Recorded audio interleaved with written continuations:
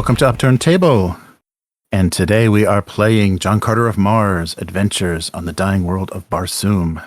This is session 8. And I have with me Matt and Will. Hi, guys. Hello. Hello, hello. And you got the name right. You remembered it. I did. Finally, the world of Dying Barsoom is stuck in my head. And so it's our 8th session, and we kind of, again, ended on a little bit of a cliffhanger. So we'll go back and recap what happened last. And this previous session was a little bit different, where we were kind of moving on a map to location, so things weren't as detailed, and like how long it took to get from here to here didn't matter as much. We were kind of hand waving a lot of the action just to complete the task. And what was that task? So our characters were given the task of clearing their names from the charges of Gell Moran by the Jed Mors Kajak, and heroes are given an airship and crew from Helium, and took with them a group of thieves from the Ka Zara Tavern and a group of Green Martian mercenaries from Lesser Helium, in addition to 6 Helium Red Guards. And of course, the airship had a pilot and crew as well. And so, following the lead to Hastor, they asked the Jed Malan Za to help them find the missing Kopor Ruh, who was a witness to the garrison massacre. So, using Green Martian mercenaries to search the city, they were able to secure the witness and return him and the shield to Lesser Helium for protection. And then continuing on to Tarth to pursue Max Dorsum, a witness to the meeting between between Gell Moran and the Eidolon. They seek out a local tavern to base their search. They find Zorn, but no contract from the Eidolon on Dorsum. So there are rumors of an assassination attempt of the Jed in the city, and von Klümt takes the Red Guard, some of the Red Guard, to the palace to meet with the Jed. They're met by a small group of Red Martians and led to the audience chamber to find a large group of masked Eidolon and Dorsum as their prisoner. After defeating the Eidolon and taking the captain prisoner, they return to their airship, but upon arriving, it explodes. Oh, yeah. So, when I can't remember, did you knew before going to Tarth that there was an assassination attempt on the Jed and that he was in hiding? Yes. You had that information, right? Yeah. Okay. All right. Because I wasn't sure, like, if that came out, after or whatever. But yeah, so you're standing. So von Klümt is standing with the Red Guard and their prisoner and their rescued witness on the landing pad as the airship explodes. So the 2 Red Guard and the crew were aboard the ship. So so quite a massive loss of life. And now you are down an airship, and so that explosion was pretty serious, pretty large scale. So of course, Za Goren has that was noticed by Za and his group of Green Martian mercenaries. So a bit in the distance, you see smoke rising from the landing pad and know that something has happened in that area. And then, so I guess we'll pick up right from there. Is there anything you guys want to add or anything? Nothing other than the fact this is exactly why we dropped that other guy off back at Helium. Yes. Because this type of stuff happens all the time. Right. We knew it was coming. Oh, the Barsoomanity. Going down in flames. All right. And so let's start off at the landing pad. So the force of the explosion has knocked some of your party down. Of course, the hardy Lukas is able to brace himself against the concussion of the blast. But immediately as the smoke begins to clear, there is sniper fire. So you immediately see that there's Eidolon snipers stationed on various buildings above you, and so bullets, radium bullets, are starting to ricochet off of the landing pad just as the smoke of the explosion starts to clear. I bet radium bullets make cool ricochets. Yeah, definitely. Okay, so it's me, Max Dorham, and how many of the troopers survived? Oh, yeah, you took 4, like 2 remained behind, so I think you had 4 of the Red 4, Guard okay. with you. Yeah. And there's still, what's that? Yeah. Za was where exactly? At the tavern, the Zorn Tavern, I believe. That's right. Yeah, I was going to the tavern. I was going to meet you guys outside, trying to keep it all Oh, that's right. make it just all seem like we're separate, and Oh yeah, we were just trying to kind of stay low. And we were gonna meet at a gate, right? yeah, in fact, I think I had the guy with me.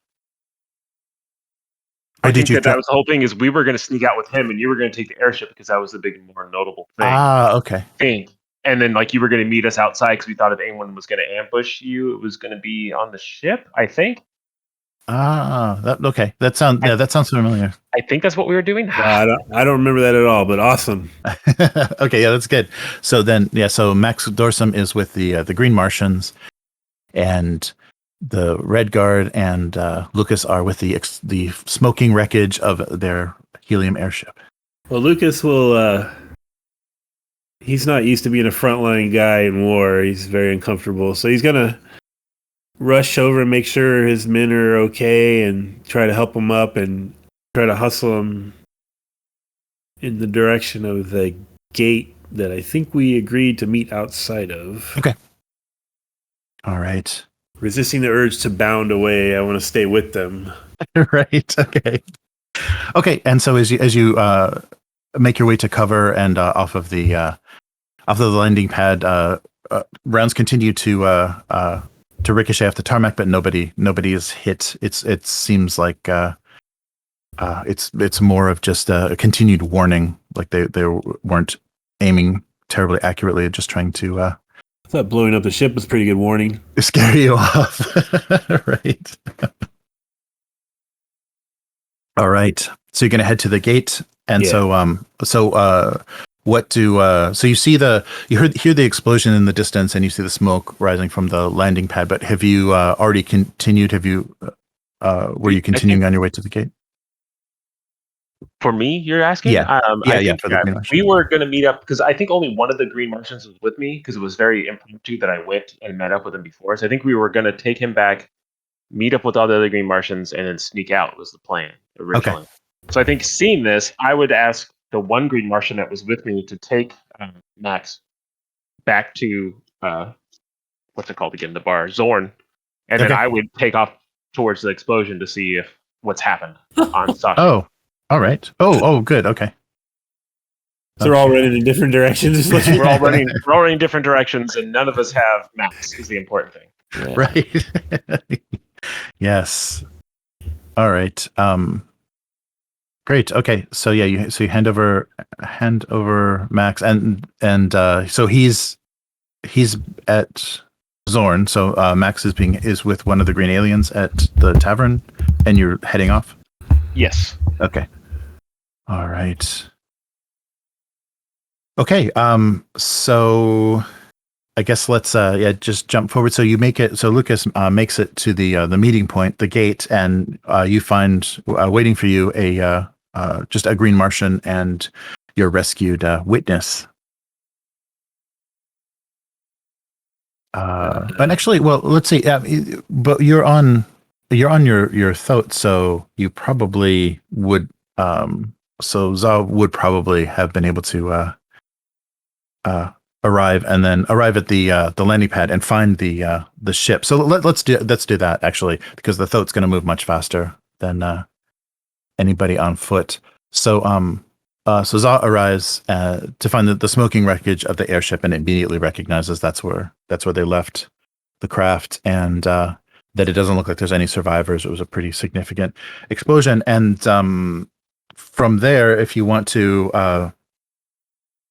Depending on, so what would you like to do from there? So you do find the wreckage of the ship. Well, I see it's exploded, and I don't see any, like, dead Prussians.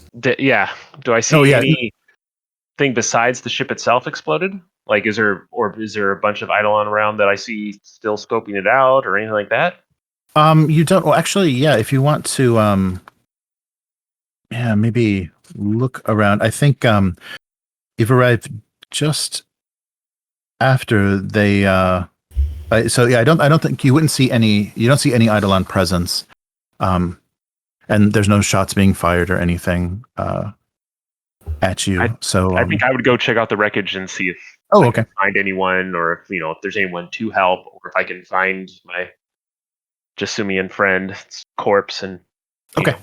do Right. a roar into the heavens and avenge him, or something like that. Right. All right. Yeah. So approaching the wreckage, it's still smoldering, and there's so there's some small flames and a lot of smoke, and you do see the charred bodies of the pilot and crew, and what looks like two of the Red Guard. But that's everybody that you see, and there look like no survivors from the explosion. It was planted very effectively. Is there like badges or dog tag equivalents on their harnesses I can Sure. collect and take back to their people? Yeah, that's yeah, sure. Yeah. You can retrieve, especially from the Red Guard. It's very obvious their marks of their badges of Lesser Helium. You can retrieve those. That would be good physical evidence. Great. Yeah. So I'm just thinking of honoring the dead, but sure, evidence to right. Yeah, but evidence, physical evidence is a good thing to. It's a win-win. Okay, so you retrieve the badges from the harness of as many people as you can find for some of the crew, the pilot and the Red Guard. So you have a lot of proof, and the condition of them, the charred condition of them, would also be proof of their demise, of how they died.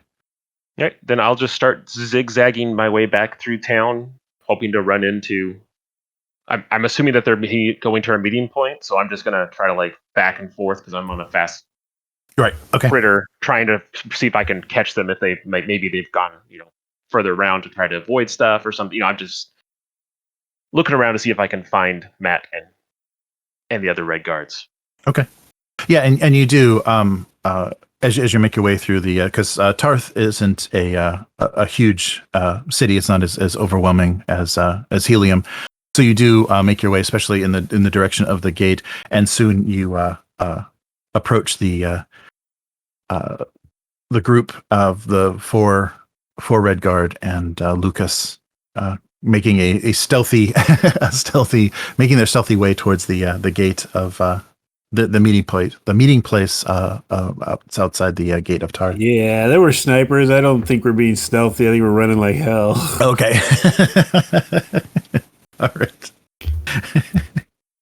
All right. So the panicked running of the group. You soon we'll call it double time. Yeah. All right. You survived. They blew up our ship. That's why I always trust these, and I pat Sashi on the rump. She's not big enough to hold 5 more people, is she? No, I think it's your throat is considerably larger. But I think they said the occupancy is like 3. Yeah, three people. But also the other. Did we say that the other Martians brought their thoats as well, or was it just yours? No, I think it was just mine. I don't think that they had thoats. Apparently, in my mind, I was like trying to like the captains when I was riding a thoat into town being awesome, and they were like marching around me. Was what I was thinking. Right. Okay. Right. Okay, that makes sense. Are any of the Red Guard hurt? Do they need a ride to the gate?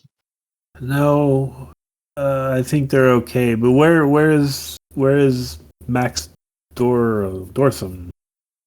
Him and the rest of the Green Martians, will meet us at the gate, or right outside the gate where we planned. Okay, there are active Eidolon snipers in this city, so we need to leave soon. Maybe you should check out the roofs. Okay, maybe you guys could think about. Okay, so the town was kind of empty, right? Because they were going to war. Yes.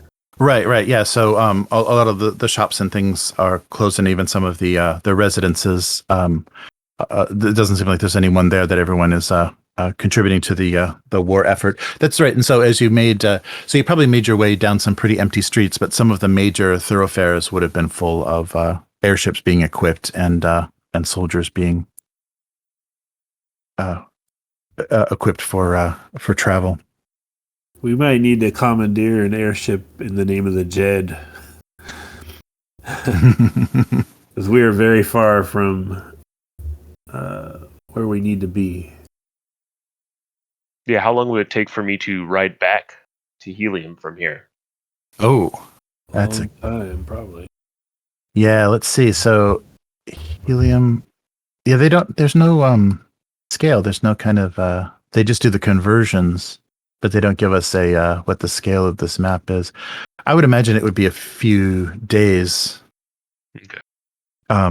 So if you wanted to do that, they could hold up. Like there would definitely be places that the group could hold up in the city. We can try to commandeer a ship, but I don't. The Jed doesn't have the same power here, and they're gearing up for war. I don't think they're gonna give us with a badge one of their ships. You can try. There's a old Earth saying, better to ask for forgiveness than permission. And I was just being colorful with my language. I think we need to steal one of these things. Okay. But you're right, and I jump off onto a roof somewhere to look around. Okay. All right. Yeah, his thinking's a good way to get us all attacked by the army here. That is okay. I'm just crumbling to myself as Nice. Yeah, do you want to do like a cunning and reason or cunning and empathy to kind of take a look around? So Sure. yeah, physically you can get to the roofs quite easily, but I'd like to do cunning and reason. That would Okay. be wonderful. That's a 16. All right. Come on, dice roll. Open up. All right, here we go. Boom, boom. Oh, 1. all right. That wasn't very exciting. So, oh wow, yeah. Wow, yeah, you had a 16? Yeah. So from the roof, you don't notice any immediate Eidolon threat, but one thing that you do see is an airship that has the banners of Tarth, so it looks like someone representing the Jed that seems to be patrolling the city. So compared to Helium, there's very little air traffic. Helium skies are full of merchants and transportation and maintenance airships, and Tarth there's much less. So you very easily spot this Tarth airship that seems to be representing the Jed, or at least decorated like it's a representative. Is it a of the Jed. large one, or? Yeah. It's probably the same size as the one that you arrived on from Helium. So that sort of scale, Okay. usually only belongs to the Jed. How close is it? You could probably get its attention. I think it would be far away. It'd be right at the range of right at the very range of rifle fire, but you may be able to get its attention, especially from the rooftop. Lukas will shout down to Za. Achtung! I'm going to go check on something.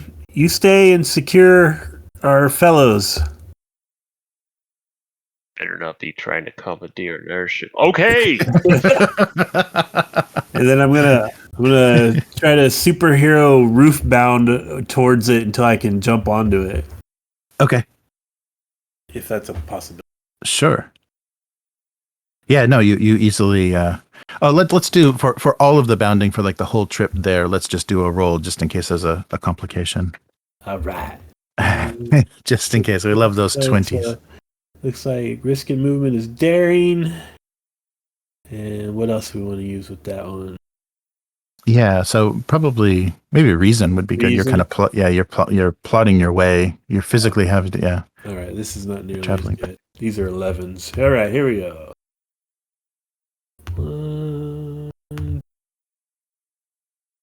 Oh, I got one, but it's a major success or whatever you call it. So Oh, okay. one So plus two. one.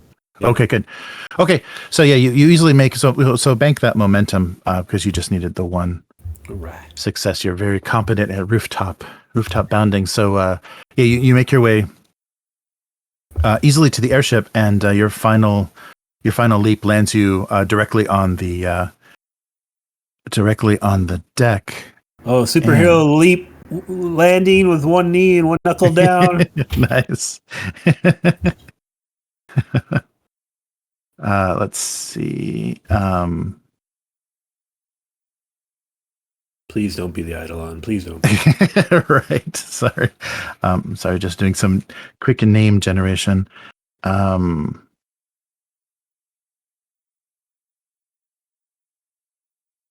Okay. Yeah. So you land on the deck of the airship and have startled the crew and some Red Guard that are wearing the harnesses of Tarth. So this does appear to be a ship of the Jed, and immediately recognizing your physical abilities, a captain of the group stands forward and introduces himself. I'm Captain Min Soran. Obviously, you are the Jarsoomian. We have been sent to find the group from Helium, and I assume that you're a member. You're one of those members. If you would come with us, we would like to secure you and your party and bring you to where the Jed is being held. He would like a word with you. Lukas is very slowly stood up and he's got his hands out, palms up, looking around for masks. People wearing masks. Right. Yeah. Yes. He's Yeah, like, you oh. don't. Once It doesn't seem. Yeah, once the captain says that, he kind of collects his wits and puts his arms down. He's like, stands up a little more confidently. He's like, thank you, Herr Capitan. My people are outside the gate, and I'll gesture back towards them. We would appreciate anything you can help us with as emissaries of Mors Kajak. Very good. As you see, our city is gearing up for war. With the city of Cowell. Is that no? Sorry, where is it? Yeah, with the city of Cowell. But we would. But our Jed has requested that we locate you. So let us proceed to the gate and collect the rest of your party.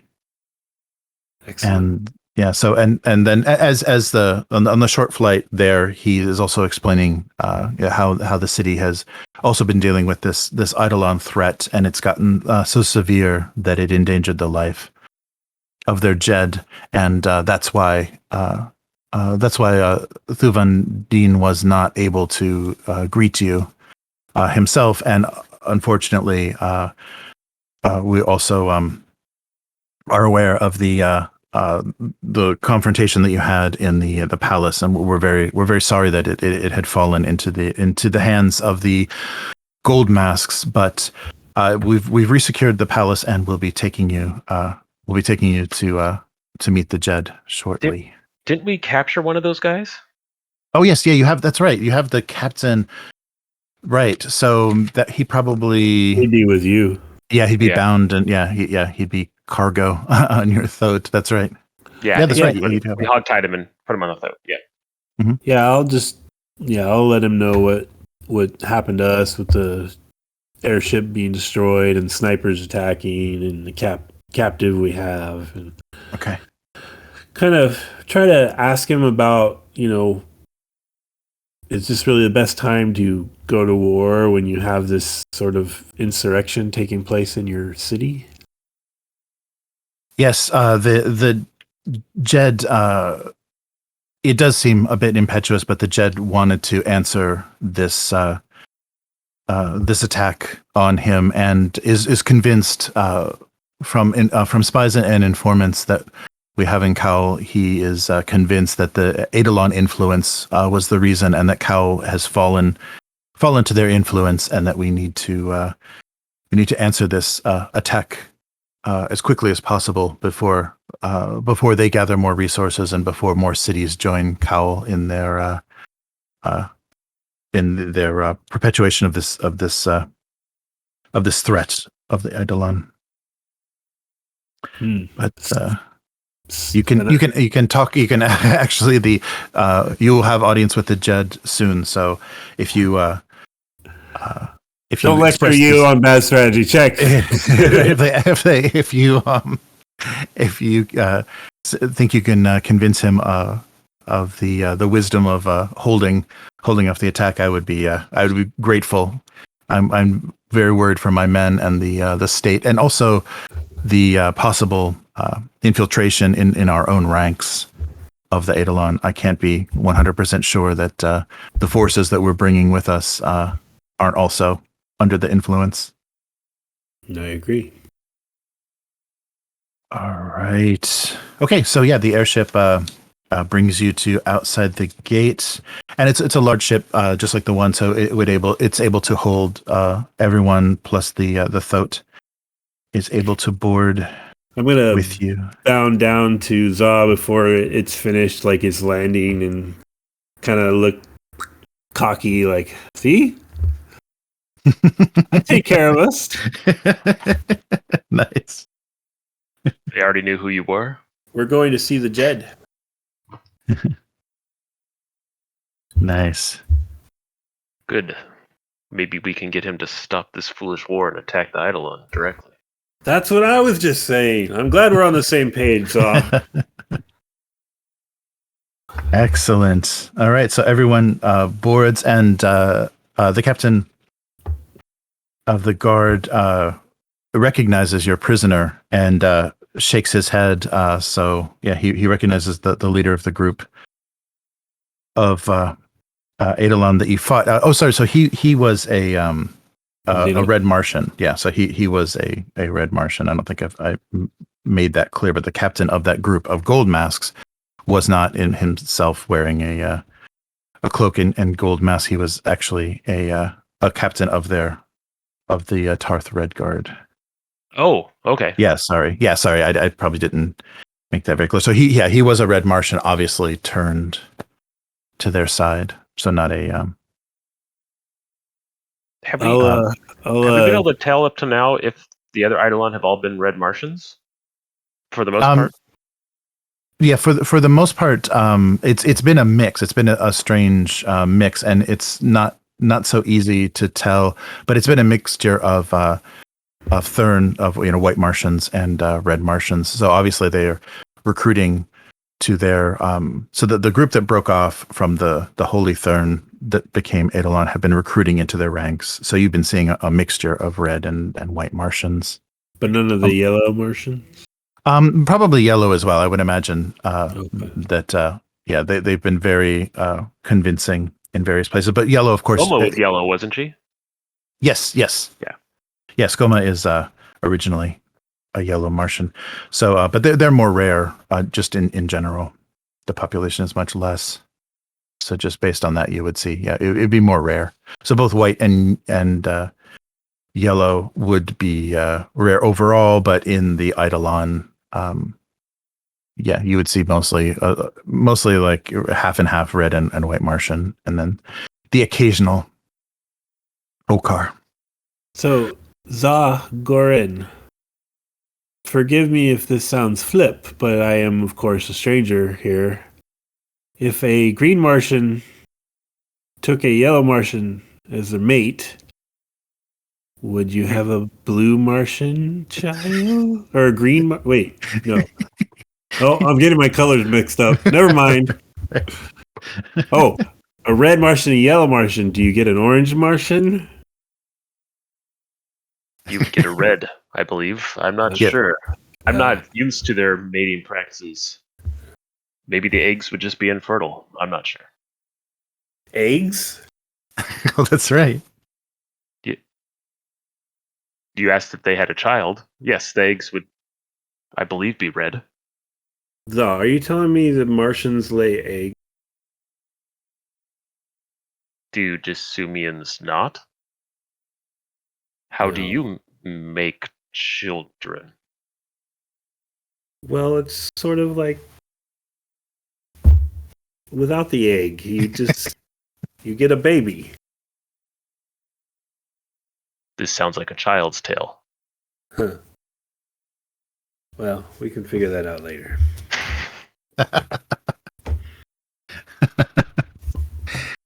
Nice. That's right. This is the first time the eggs have come up. You didn't fall into an egg clutch like John Carter did. So During the flight, when I'm not bothering Za about Martian birthing, I am going to kind of walk around the deck saying really disparaging things about a disorderly military and oh, okay. how where I'm from, men like this would be shot. Oh, okay. Interesting. Yeah. So you're causing a little bit of disturbance. Yeah, amongst the crew and soldiers. They're a little surprised at Good. this. Trying to unnerve them.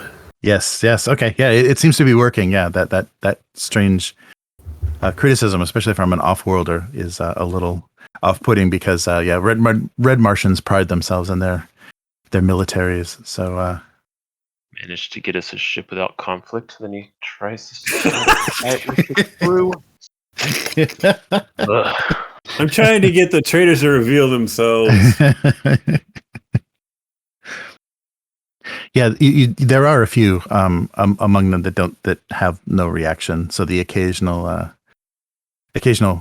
member of the crew or one of the soldiers, doesn't seem to notice the criticism. So that might be a little worrying.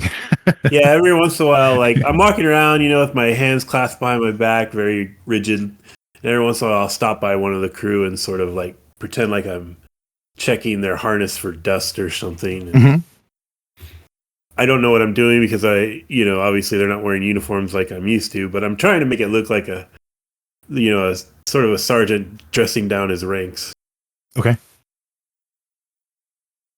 Yeah, so you do notice a few. So if you want to make a mental note of who those are, there's a couple of people that don't, a couple of members of the crew and the Red Guard that don't have a very strong reaction to it.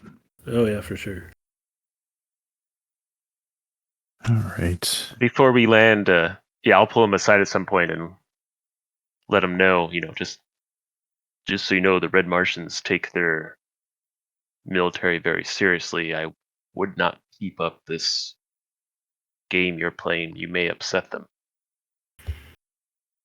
But we're winning.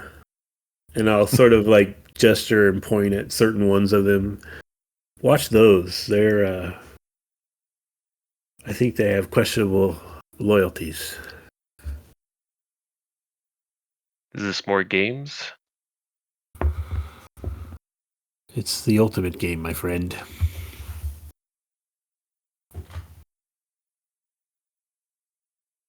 All right.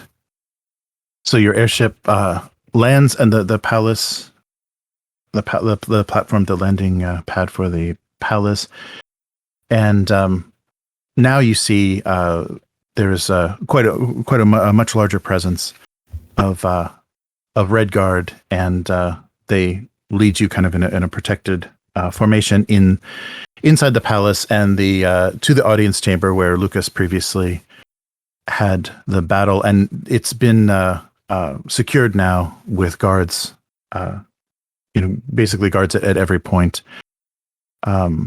And seated in the audience chamber is the Jed of Tarth. So he was so Thuvan Dean. So he does appear to be weakened. So he was attacked and injured in an assassination attempt, but is recovering. Seems to be recovering. So it must have been, if it takes much time at all to recover, it must have been a pretty severe, almost lethal attack, because Red Martian medicine should have healed him. I mean, it can heal limbs, lost limbs and things. So Oh wow. this must have been pretty close to death for him. So he's seated, and you notice also there's a kind of a party of nobles of the city among them, and so he greets you as you enter the audience chamber. So the party from Helium, you have my gratitude. Your fight enabled us to reconquer, to take over the palace again. So we are once more in control of this part of the city. I apologize for what you've had to go through. We have been under siege from within by Eidolon, and it came so very close to taking my life. And you may have also noticed we're in preparation for war. This attack came from once was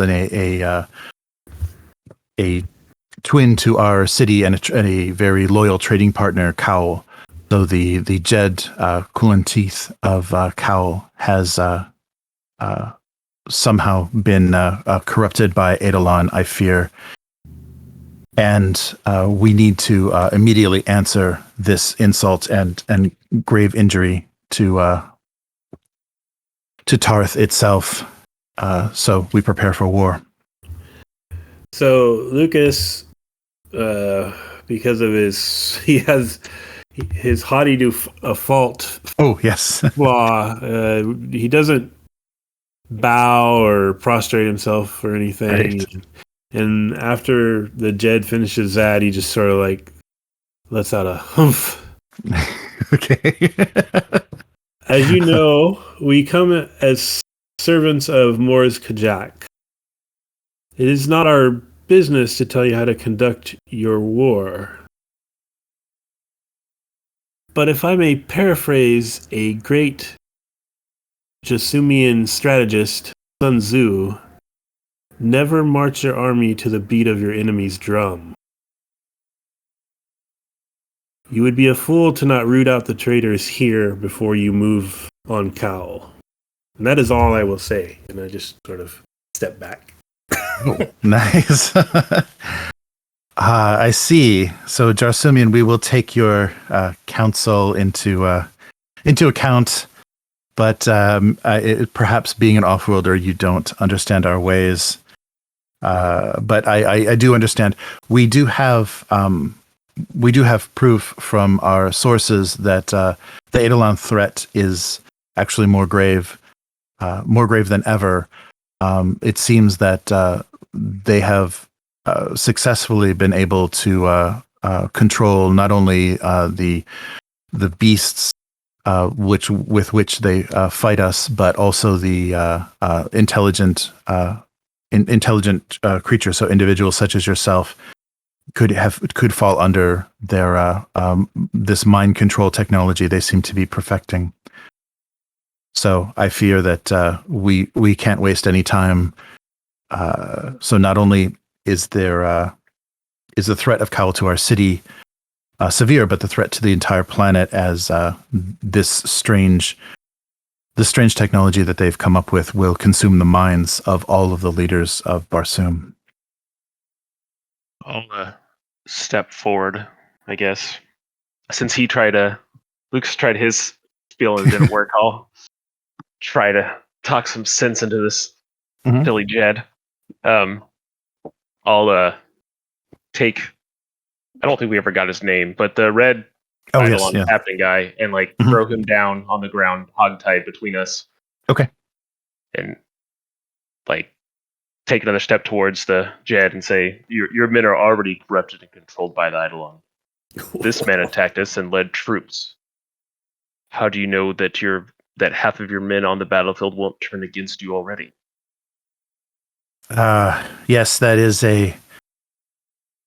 a huge concern of ours. There, to this point, there is no way that we have found to detect who is under the influence, either just through fanaticism or actual mind control.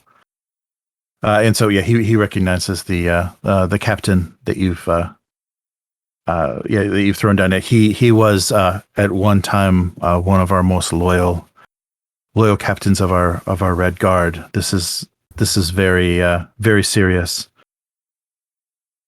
And so and he gestures two of the guard that are near him to actually take away the prisoner.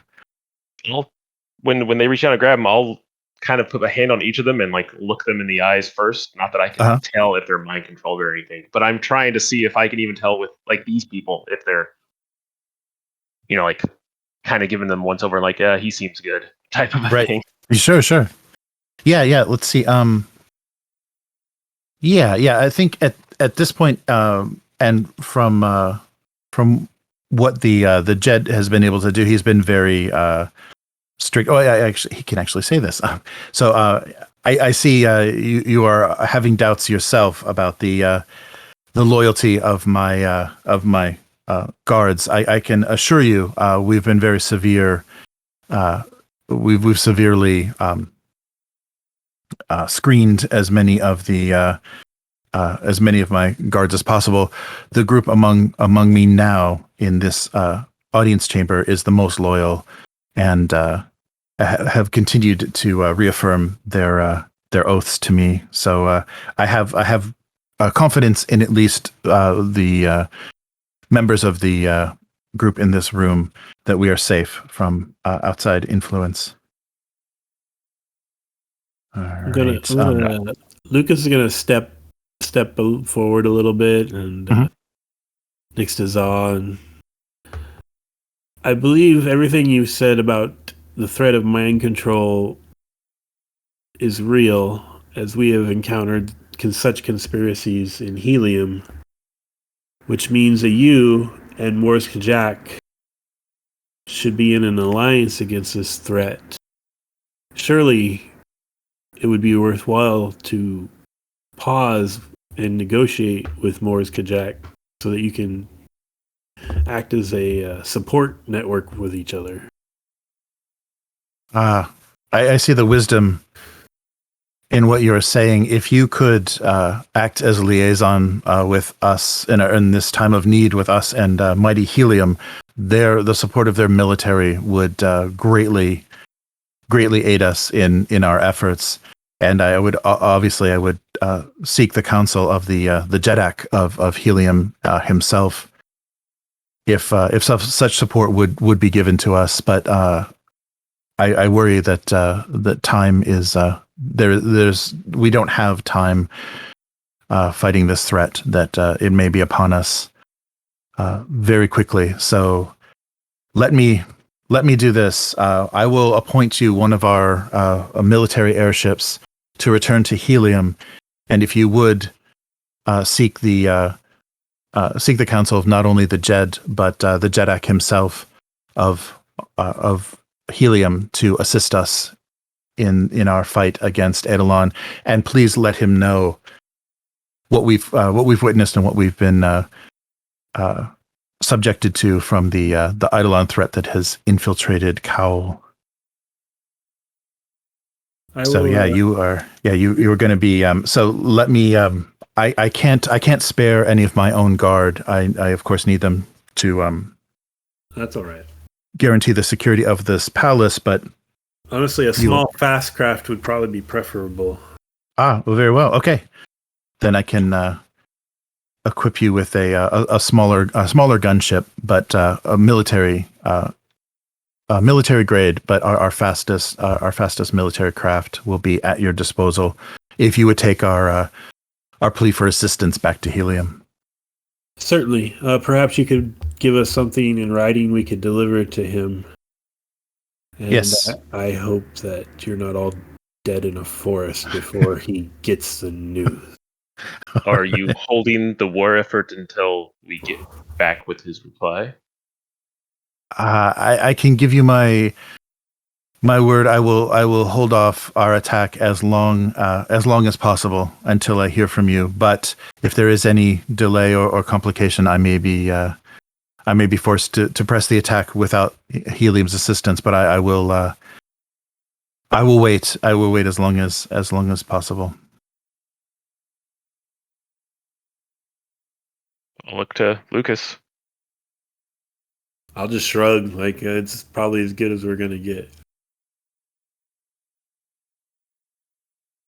All right. So, is there... Okay, so to return, if you want to, returning to Helium... Sorry. Well, actually, as soon as we get away from everybody, I want to talk to Lukas real quick. Oh, sure. Okay. Were they serving anything?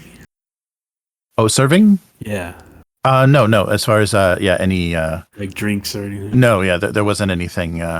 Anything prepared. It's Lucas pretty. can It's use it. pretty sparse and very kind of heavily armed and Right, not very yeah. hospitable. All business, I understand. Yes. That's all right. Okay. Yes, my large friend. I don't think he's going to wait. I think he's waiting for us to leave, and he's going to march right into Cole. Oh yeah, I think he's determined to die in that forest. I feel like this Eidolon threat is like a cancer, and he's trying to kill the body instead of cut it out. You and I are more surgical. Correct. We can send the remaining guard back with this letter to the Jed, and you and I can run ahead of the army and investigate Cole. Oh, See what's going on. All right. infiltrate. Maybe get there before his Wow. army does. I feel like the Eidolon are just trying to get everyone fighting so that they can gain control. Oh yeah, it's most certainly luring them into a trap or distracting them so they can take over this city. It's a fool's errand he's on. Kulan could be like our own Jed. Maybe he's confused by his own advisors. He may not even be compromised as it seems like he may be. You could be right. I have underestimated how clever you are. We might have to come up with some sort of request for 2 airships, though. Well, Cole is Or do you want to ride a your couple beast? days Oh, ride from here. The army's mostly on foot. We could still get there ahead of time and not come flying in from the sky and easy to see. okay. Have I ever done trade with Cole? Like, have I ever brought boats there and stuff? Or dealt with them before? Probably. Yeah, because Thark. Yeah, they would have been a bit north from you. Probably would have, because you would have covered. You could have covered quite a bit of area. Yeah, so you probably would have known, and would be a little bit surprised by this military buildup, because from what you remember, those 2 cities were good trade partners and didn't have any sort of dispute. This is the first you've ever heard of these cities in conflict. So yeah, so you may have we have done business with Cole, especially if you're trading thoats for Red Martians. If you're raising thoats for the Red Martian population. Then I suggest we leave as if we are all heading to Helium. Ooh. Have the airship put us down out of sight of the city. On the other side of the river? Scare the hell out of our soldiers and send them back to Helium.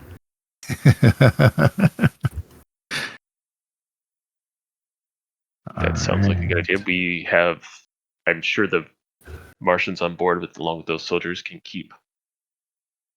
I forgot his name. Max Dormu? Oh, yes. Safe. and bring him back and deliver the message. They are the Royal Guard, and you and Where? I can move quickly. Help me out. I forgot. What did we send Ton Vorn to? Oh, He was in Tarth too. Yeah, but did we Okay. send him to do something? I can't remember.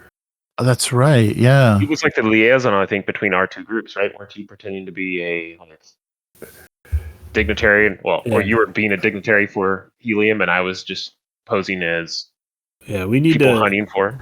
Mhm. Well, then Yeah, in the process of getting this airship, we're going to need to gather those guys up, Okay. and Oh, that's right. Yeah. I will put it to Ton Vorn. You know, I'll just be honest with him. Like, this is what we're doing.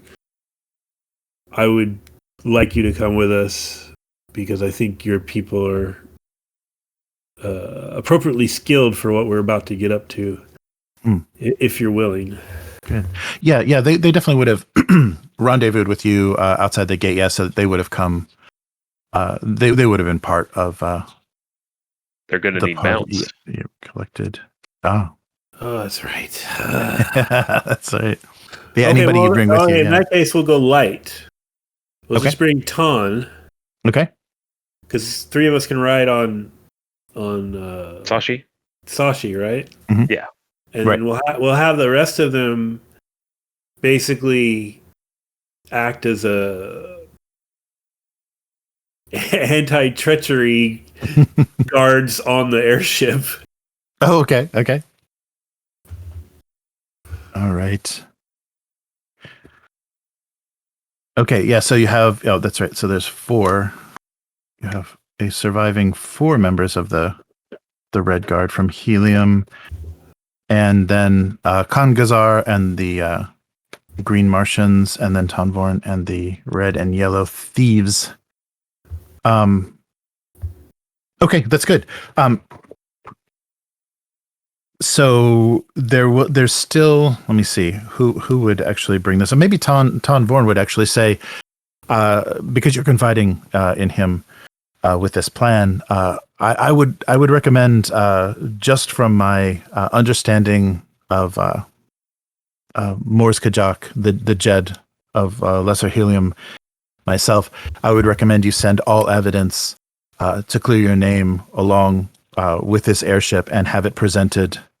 Oh, absolutely. Have it presented. Yeah, have it presented to delay any attempts by Gell Moran to continue this prosecution of you for these crimes.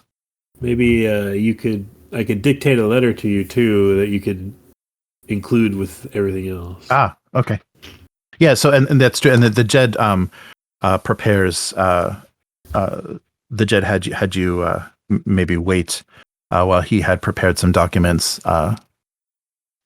requesting help, officially requesting help from Helium, and also explaining his knowledge of the Eidolon threat and how he believes that Cowell is compromised. Okay. That works.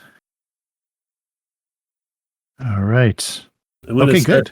Describing to Za and Ton like a telegraph and how it works to try to determine if there's anything like that on this planet. A tippity tap wire beepity boop. I do not know what you mean. It's a system where you can connect 2 points with a cable and communicate over vast distances. That would be helpful. Yes, it would. I'm guessing. I'm assuming that there isn't anything like that here, right? Yeah, I don't think so. There wasn't anything explained in the technology. I didn't think so. I just take a stab at it. Yeah. Well, when we're done with all this, we'll get volunteer on that. Yeah, right. That's right. This is a time of great technological expansion. John Carter's had this amazing influence on the scientists of Helium and Barsoom in general. So there is a lot of crazy super science happening. Yeah, they'll just build like giant towers that shoot beams at each other. Right. It's all going to be lasers. It's all going to be, was it normally 8th grade for flying, so it'll be 9th grade for right. telecommunications. Yeah. Exactly. Okay, good.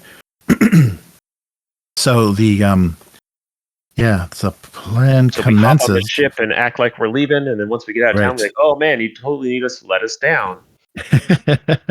Right. I dropped All my right. wallet. And I'll confide in, not really confide, but in Ka Zara, I'll ask him to give this, like, to present. I can't remember anyone's name right now. Max to the Jed in our stead as we run off to do this, and Okay. tell him that he shows honor, and I'm sure that the clan will accept him again one day. Oh, nice. Very good. Okay. Yeah. So everything has been prepared. So you don't need to. There's nothing else you want to requisition or kind of any resources. So you're just going to travel light. So the three of you Just on like the thoat. water, I guess. If we could. Oh get yeah. Oh, of course. water. Oh yeah. You'll have and of course Za would know what it would take as far as supplies, and those could easily be secured in Tar. So yeah, you won't have any trouble Cool. as far as traveling. Traveling there. And Za would even be familiar with the best routes to take again across the Tunal Ocean, a dry ocean bed. Yeah, so you are still. Sorry. Tunal Ocean. Yeah, so I think Lukas is still impressed with what is obviously an ocean bed that you ride along on your way to the city. That this used to be a planet much like Earth, covered with oceans and mighty red continents, and now it's all gone. You know, in my world, we have an ocean called the Dead Sea. It still has water in it. The world seems wet. Quite. I miss wet. All right, let me do a little quick checking about. Let's see. Okay, Yep. that's the. Always got to zig when the GM thinks you're going to zag. Yeah. Yes. Which if-then page is this? Nice. Actually, maybe it's easier to just do PDF. He's like, oh, it says you're all Searches. dead, guys. Yeah. And Mars is enslaved by the Eidolon. Good job. Yep, I'll spend all that threat to. Oh, sorry, guys, you lose. Yeah. Let's see. I just want to double check anything that you would be crossing, if there's any like unique wildlife or anything fun. Because I didn't think I thought we'd be flying above all of this. All right. Got to get my mount involved. She doesn't get enough play. That's right. No, I think we're good.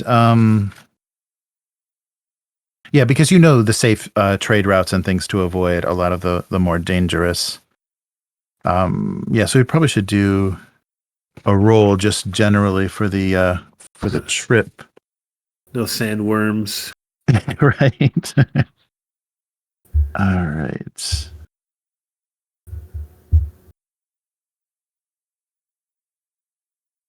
Okay.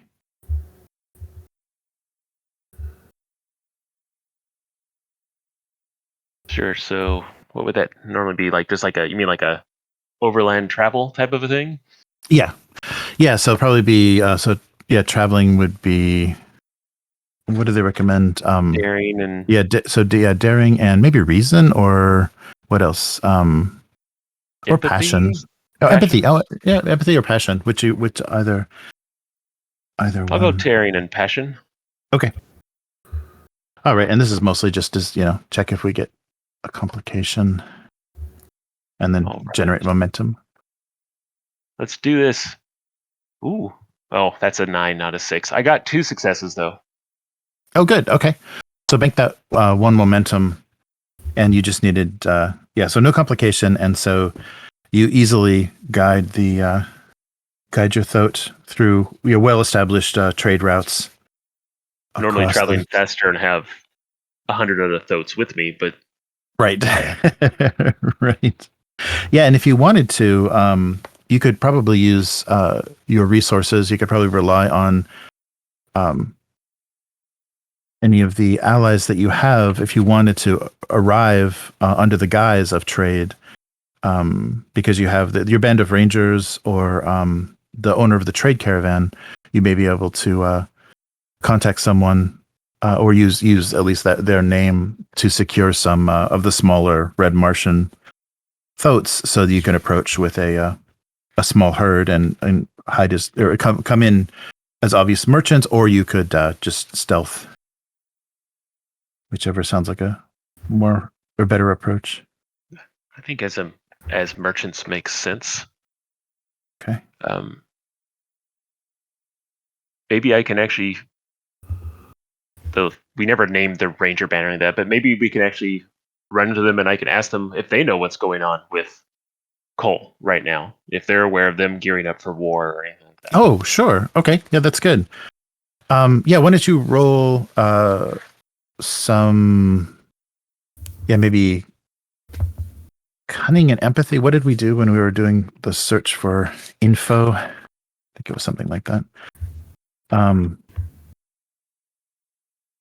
The roll to get the cunning empathy makes sense. Yeah, let's do cunning and empathy then.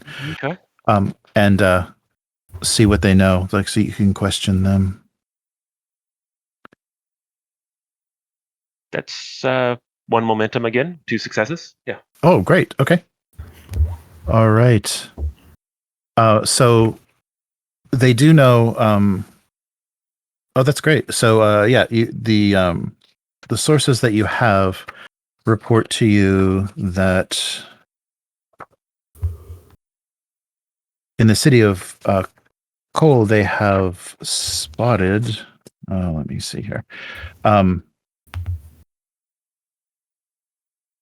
There is. I was just looking at that.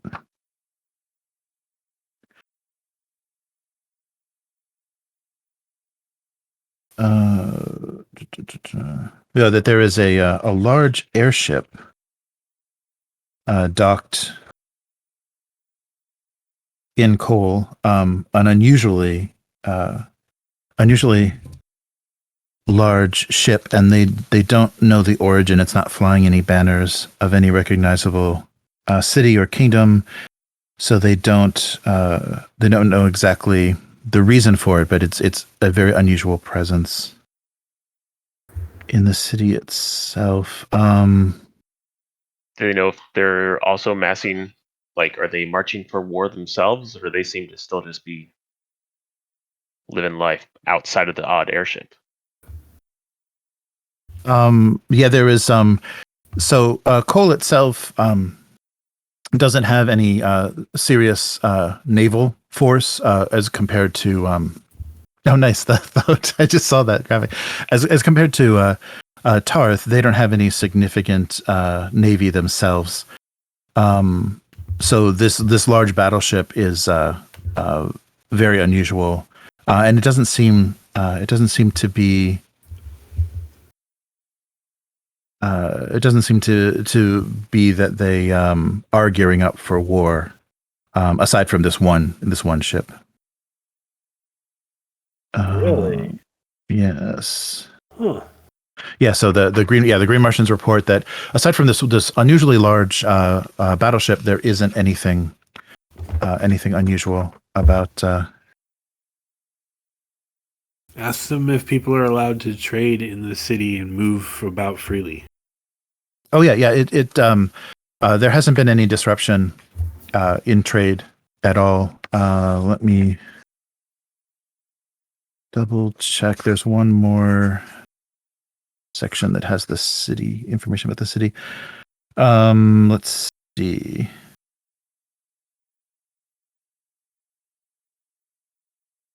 Oh, okay. No, actually both. Oh, no, sorry. Yeah.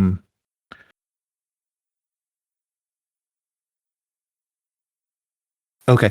No, so they are they don't have a navy presence, but they do appear to be assembling troops. So nothing is it's not, trade has not been disrupted, but there has been a call a draft initiated in conscription, and they are amassing ground forces in Cowell, but it hasn't disrupted anything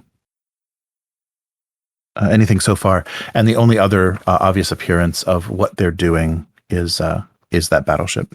So there isn't an assembly of ground forces, not on the not to the same extent that you saw in Tarth, but there is some awareness. Sorry, I needed to read everything in order. Great. Yeah. So they cool. They are. Then I will inform them of the Eidolon problem. Explain to them that there's religious zealotry. They seem to be corrupting a lot of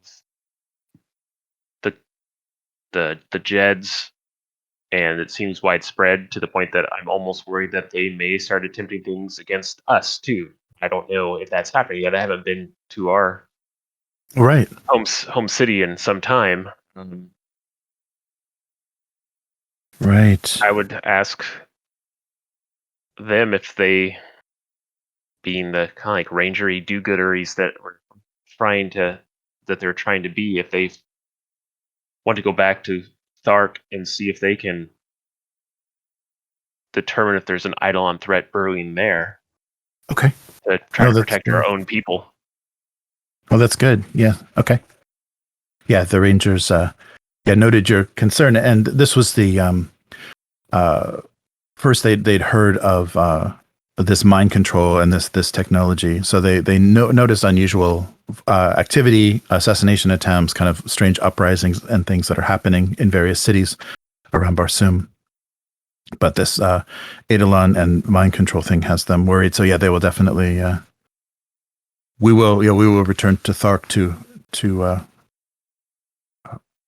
make certain that our Green Martian cities aren't also under threat from this technology. And if they are, and you don't know what to do, we should be returning back to Helium at some point. You can leave a message there with a good man named Ka Zara. Ah, very good. Okay.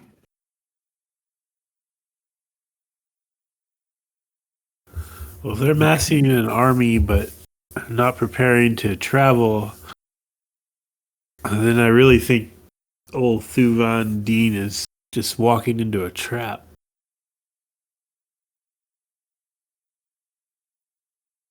Yes. This is the Eidolon playing all sides, I'm sure. Yeah. They seem devious and not straightforward. Right.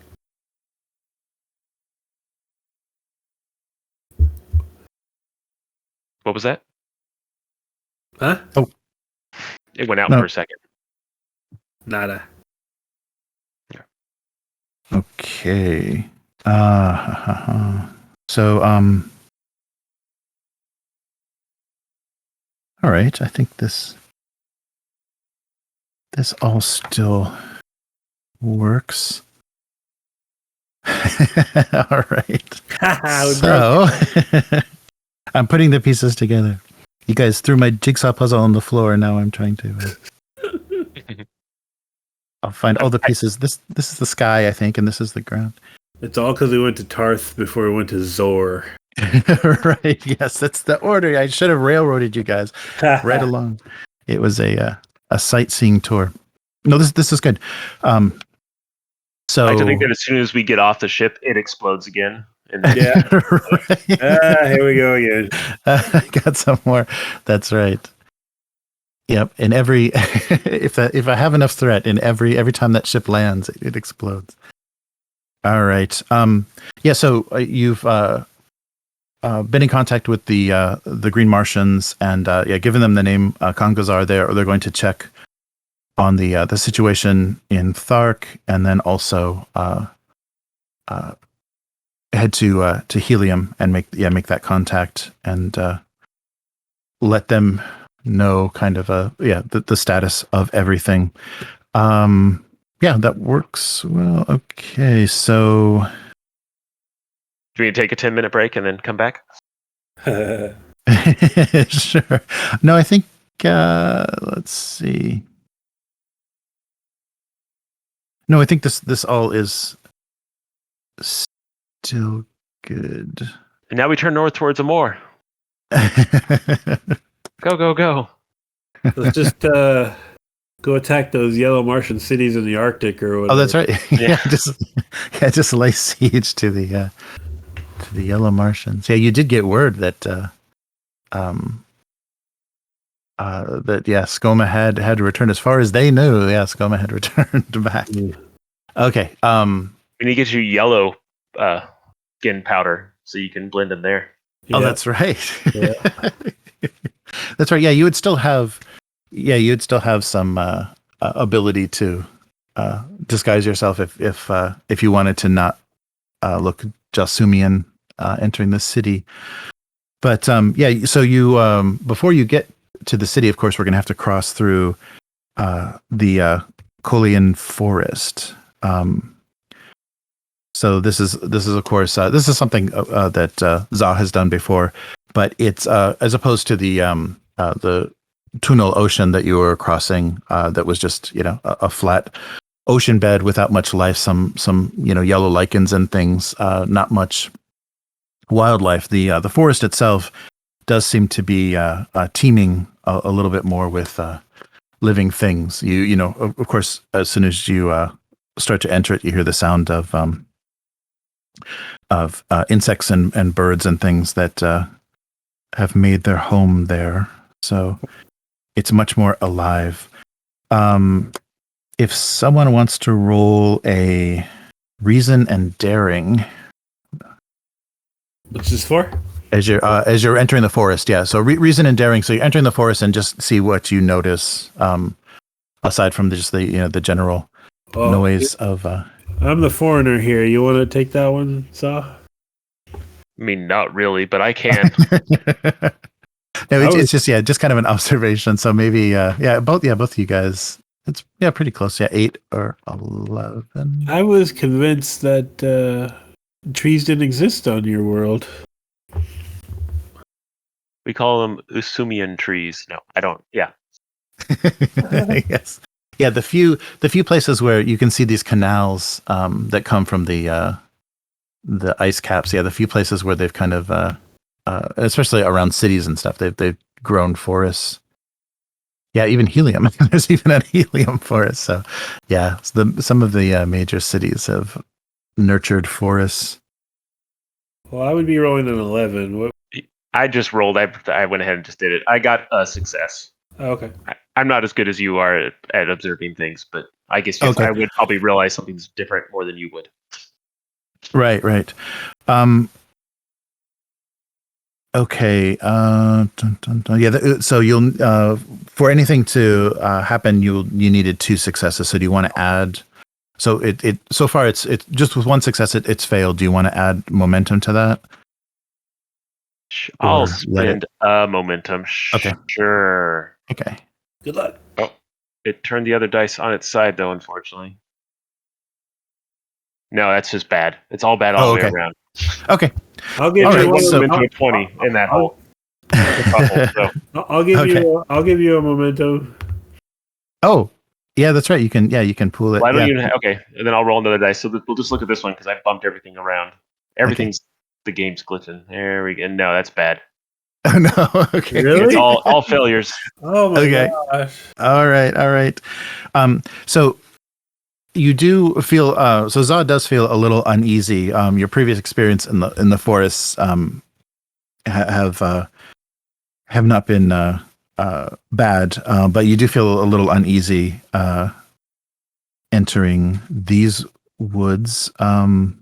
It's weird seeing all these plants so close together. How do they get enough sun? Yeah, right. All right. Shade, it's delightful. Oh, okay. Wait a minute here.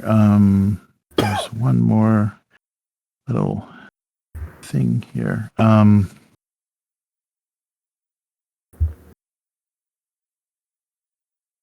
Okay. Shoot. Yeah, there's not a good way to make this work. Okay, we'll just go. Yeah, we'll go with So you hear buzzing of insects and birds and strange things making noise in the forest.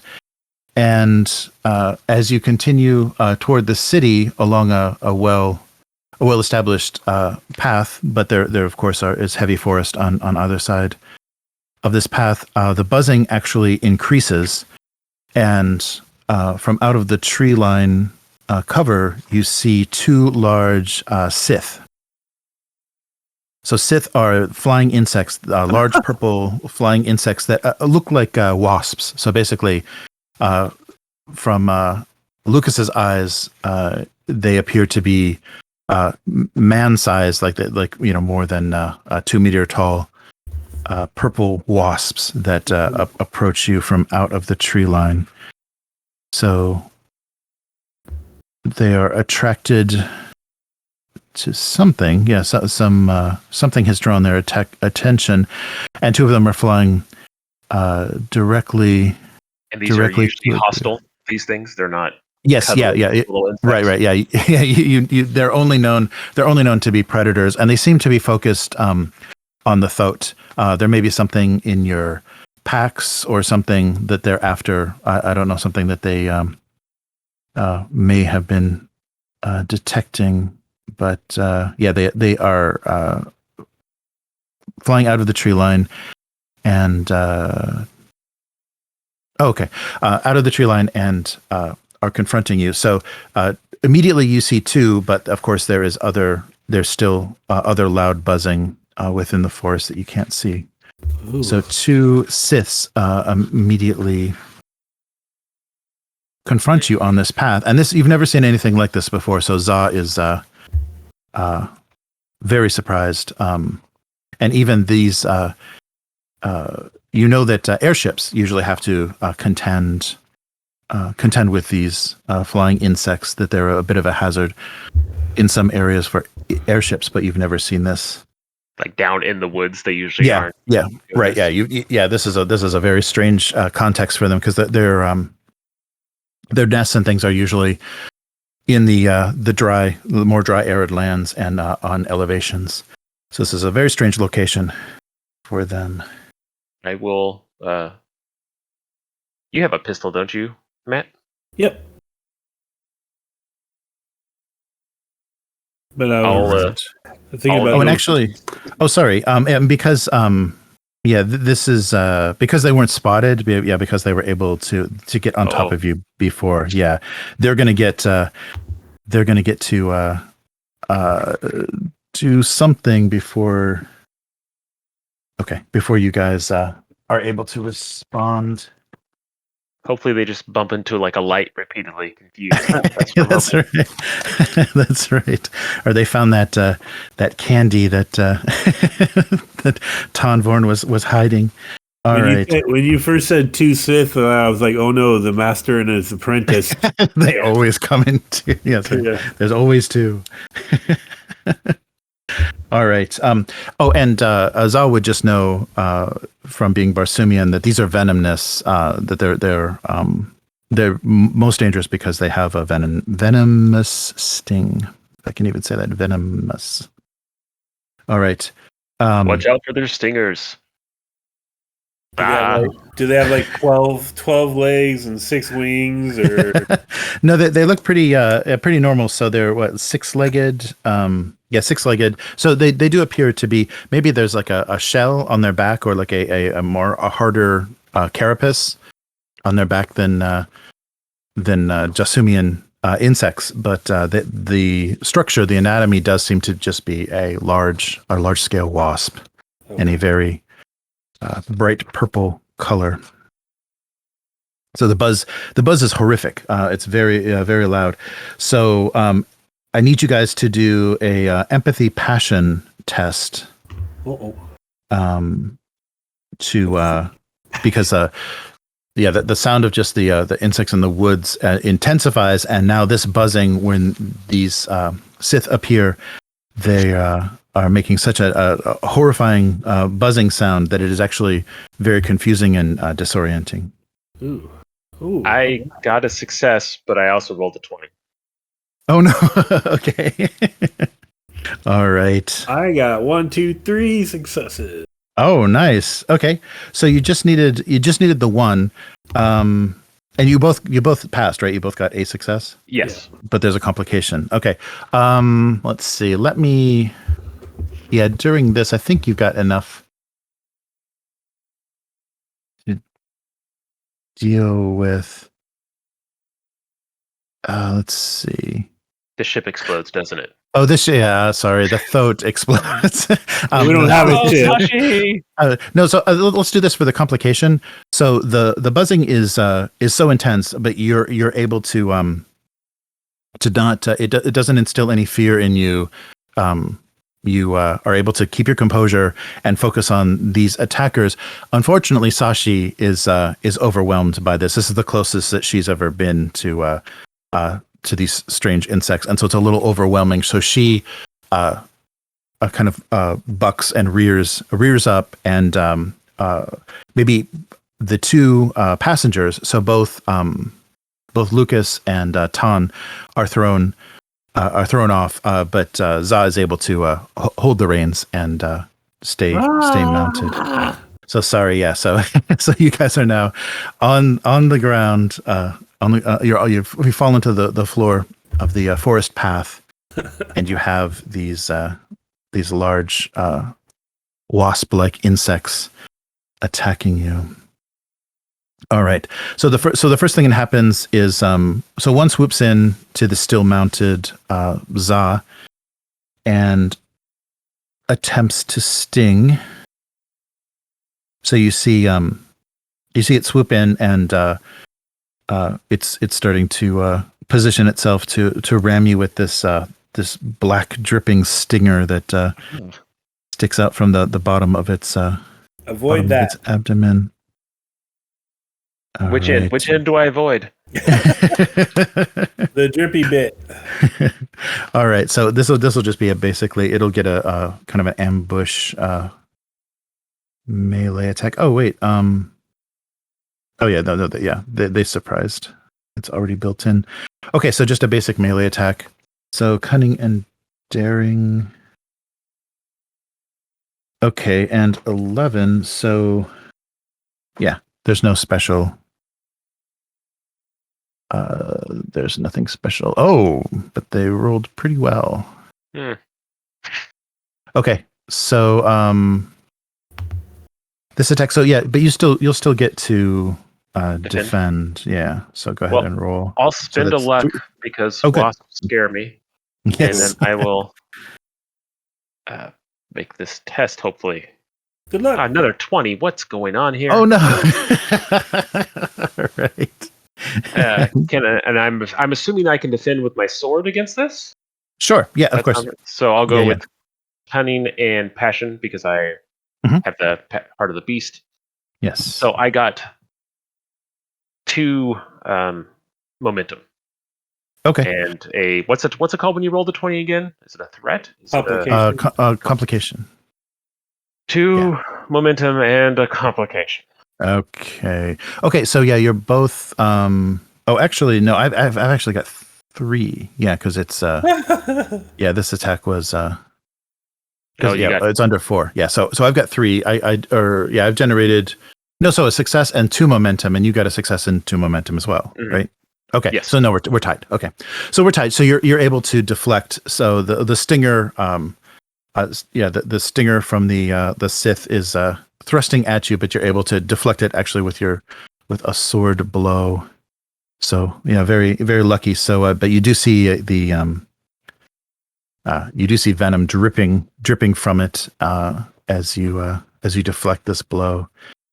All right, and now Lukas, a second Sith has swooped down towards you. No, go away. And so it's the same kind of melee attack. So yeah, defend yourself. Melee. Do. Wise. And you do So if you need to do Darian something Passion, before. right? Yes. Oh, no, that's good. That's good. Not for me. All right. Rolling 9s. Oh. Well, 2 successes. Okay. Well, I got nothing. So yeah, the wasp, maybe because you're so low to the ground, it's stabbing at you with this stinger and actually pierces the ground, and you see it. You see it pounding this dripping black stinger into the ground, but completely missing you. So you're able to get out of the way as it attempts. So go ahead and that momentum. Yeah. Bank that momentum. My And God. now it's your. Now you can act. So that was the first their first actions in the surprise attack. All right, I'd like to pull an Ant-Man and leap above the bug and land on its back. Oh, okay. Oh, and the complication. Sorry, Za. Za, you just were disarmed, so your sword falls. Sword. Okay. Yeah. So your sword. So you have to find either another weapon or retrieve the sword for if you want to be a passionate swordsman again. We'll just do it that way. Okay, so Lukas. Yes. So Lukas is gonna, after dodging the stinger, is gonna leap up and attempt to, with his mighty Jasumian leap, land on the back of the creature, as if to mount it. All right. Okay, so what? So you don't want to attack; you just want to kind of overpower it, or? Well, once I'm up there, if I can attack it, yes, absolutely. Okay, cool. Okay. But I figure it can't sting me if I'm riding it. Oh, that's true. That's a good point. Yeah, you're positioning yourself. Yeah, so why don't you? What would that be? Probably daring and might to get on its back. Yeah, that sounds good. Okay. Oh, I don't know why I said it's good because that's a bad number. All right, here we go. 11. So, you know what? I'm gonna go ahead and spend momentum right now. Oh, okay.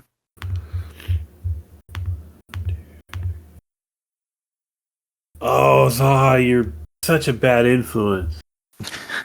So that's 3 successes and a complication.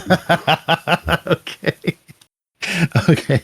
So you just needed the one success. You got to momentum. I think. Let's see. Oh yeah. Well, so we'll do the same sort of thing. So you successfully.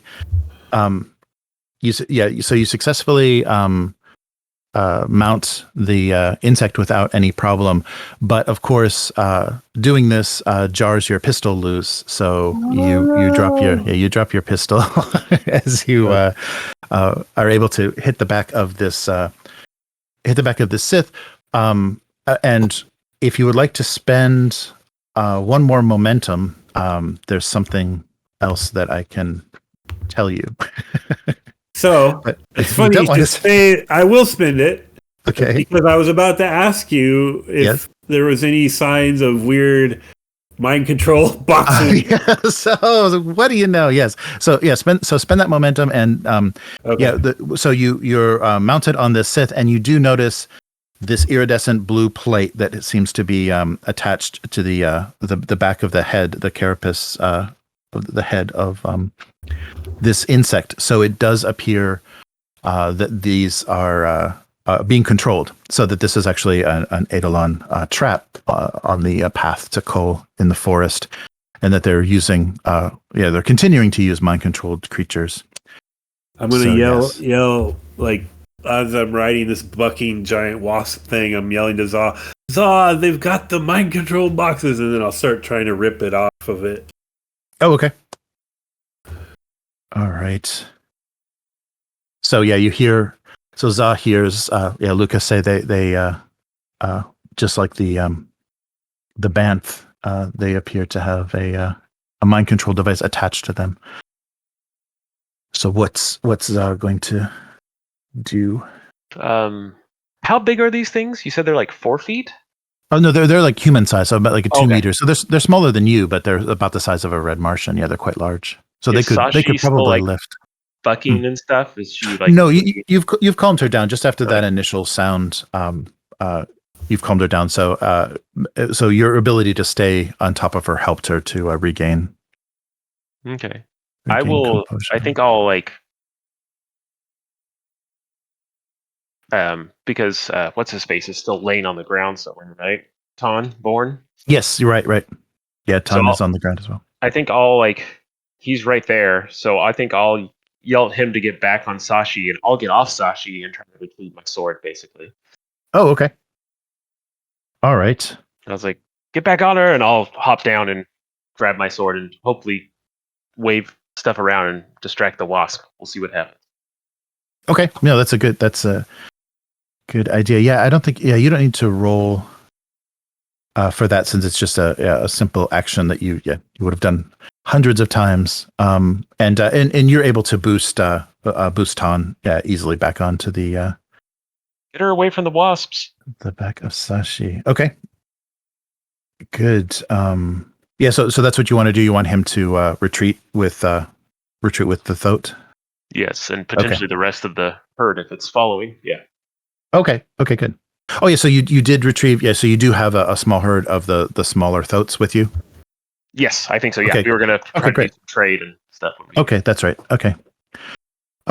So so he does that. So that'll be his action. So he climbs aboard and he pulls the reins to get Sashi to turn around and of course that also forces the smaller thoats to back up, to turn around back down the path. So they seem to be getting out of trouble. And your movement did distract, so the Sith did follow you. So we're good for the next round for them. So so the Sith are the Sith. It's hard to say that without getting all Star Warsy. So these giant purple wasps are going to attack. All right, so we'll do because you landed on the ground, retrieve your sword. So one will go after Za first. So here comes another attack from that stinger. So another stinger thrust at you. And okay, so 11. So they don't have any special competency, but if the stinger hits, it's pretty bad.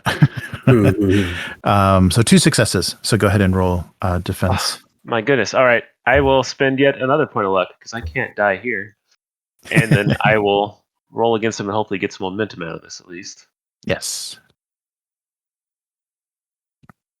There we go. That's what we like to see. That is with the 2 1s, which should be, or with the one that's 2, 4, that's 4 momentum, 5 successes total. Oh, great. Okay. Yeah. So that was only 2. So that's 3 momentum that you generated. And you're able to defend yourself once again. It's good. Yeah, good. You picked up your sword. So again, your sword deflects this envenomed stinger as it heads toward you, which is a very good thing. I believe I can use momentum to do a counter attack, right? Isn't that a thing? Oh, yes, I think you're right. Yeah. Counter strike on defending character. Momentum after defending the opposed roll. Yep. Yes, okay. And you did. I will spend one of those momentums. Okay. That sounds funny to say it like that. I'll spend one momentum to try to turn that sting attack into a sword attack. Okay. All right, and I guess they get a defense. Yeah, that seems like we could just go back and forth like this forever. Right. Keep spending that momentum. All right. So I need a 13. So let's see what I can do here. These are not very passionate giant wasps, so I think you're safe. 3 successes, 2 momentum. Oh, nice. Yeah. So I generated no momentum. No successes, no momentum. So go ahead and roll damage. Okay. And we'll call this Sith 1. Roll damage on Sith 1. Darth Wasp. 5 and a 3. I will go ahead and spend another momentum here to roll another damage dice. Oh, 4s don't do anything. Need to do 3s. I'll spend another momentum. I really want to hurt things here. Come on. Oh my god, this is ridiculous. All I can roll is 4s and 3s. Okay, I'll spend. I'm almost out of momentum now. Okay. That dice is being a punk. It's laying on Oh its side. no. It's like Oh, no. but it's registering as a 4, so we'll go with that. All Okay. right. I just hit it once. Okay. 1 damage. 1 damage. It's That was so many dice. carapace. It's that insect shell. It's hard to crack. Yes. Yeah. So, they are very thickly armored, as you notice, and because this was a counterattack, you can't really aim it or anything as well. But if you want to, during your next action, you can actually try to strike the plate, the mind control plate, like you did with the banth. Yeah, that's a move that's open to you now that's been pointed out that they are mind controlled. Okay, so so what is Lukas going to do? Does it look like it's feasible for me to grab the box and rip it out of this thing? Oh, sure. Yeah, you'd be strong enough to do that. It'll take a roll, and it'll try to it'll probably be thrashing around to try to resist. So yeah, but you can do that. I will do that thing. All right. A cunning might, or yeah, definitely. Yeah, that sounds good. Oh yeah, that's the good one. All right.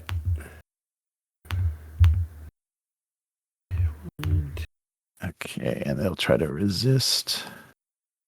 That is a 6, so that counts as 1, 2, 3 successes. Nice.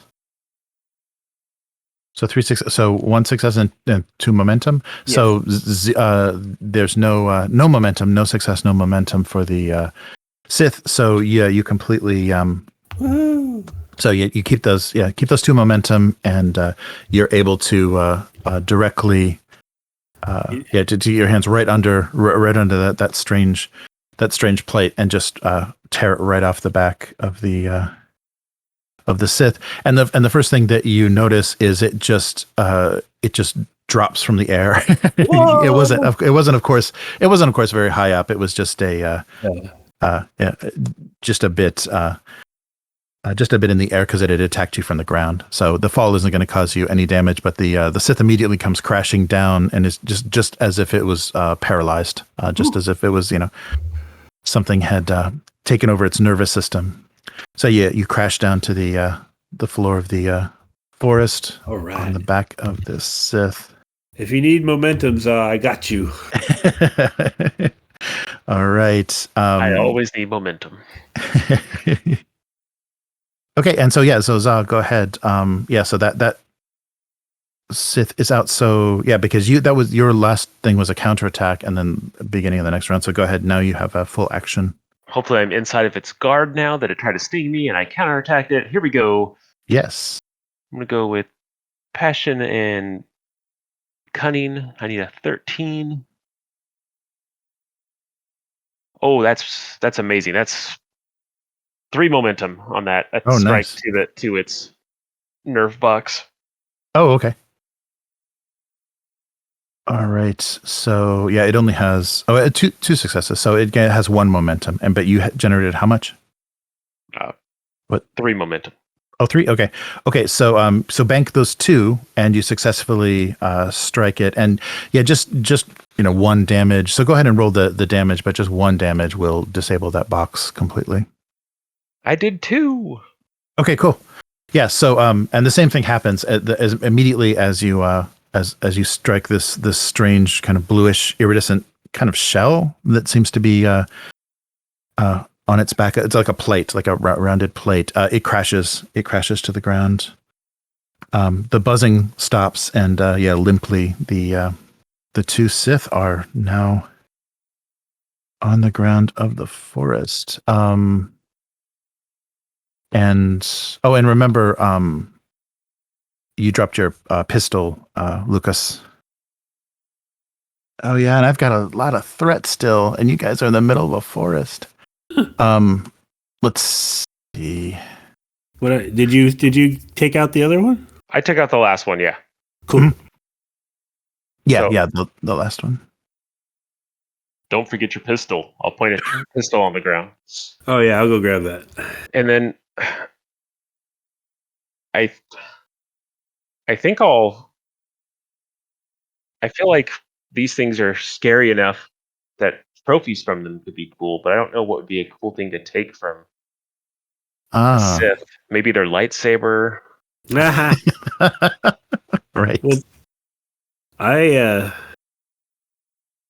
I'm no xenobiologist, but I'd kind of like to take one of those drippy stingers. Yeah. Oh That's yeah. kind of what I was thinking. Is like see if I can just chop out the stinger bit, so I have a. I don't know how long it is. I imagine it's a foot or something long. Well, it's like if it's like a bee stinger, it's probably pretty easy to pull it out, right? Right. Yeah, you definitely could do that if you want to recover, and we'll count those as poison daggers. Yeah, if you want to use those. Yeah, they'll definitely stay poison covered. So that would work. Then yes, Yeah, I will remove one. No, I'm not looking in there. And finish off. I think I'll before we start hacking them up, I will dispatch both of them as cleanly as possible before I start hacking into their body, because it was laying there like mind broken. That's horrible and cruel. Yes. Yeah, you're not just gonna start ripping bits off them while they're still alive. Yeah. I'll we are the good guys. Yeah.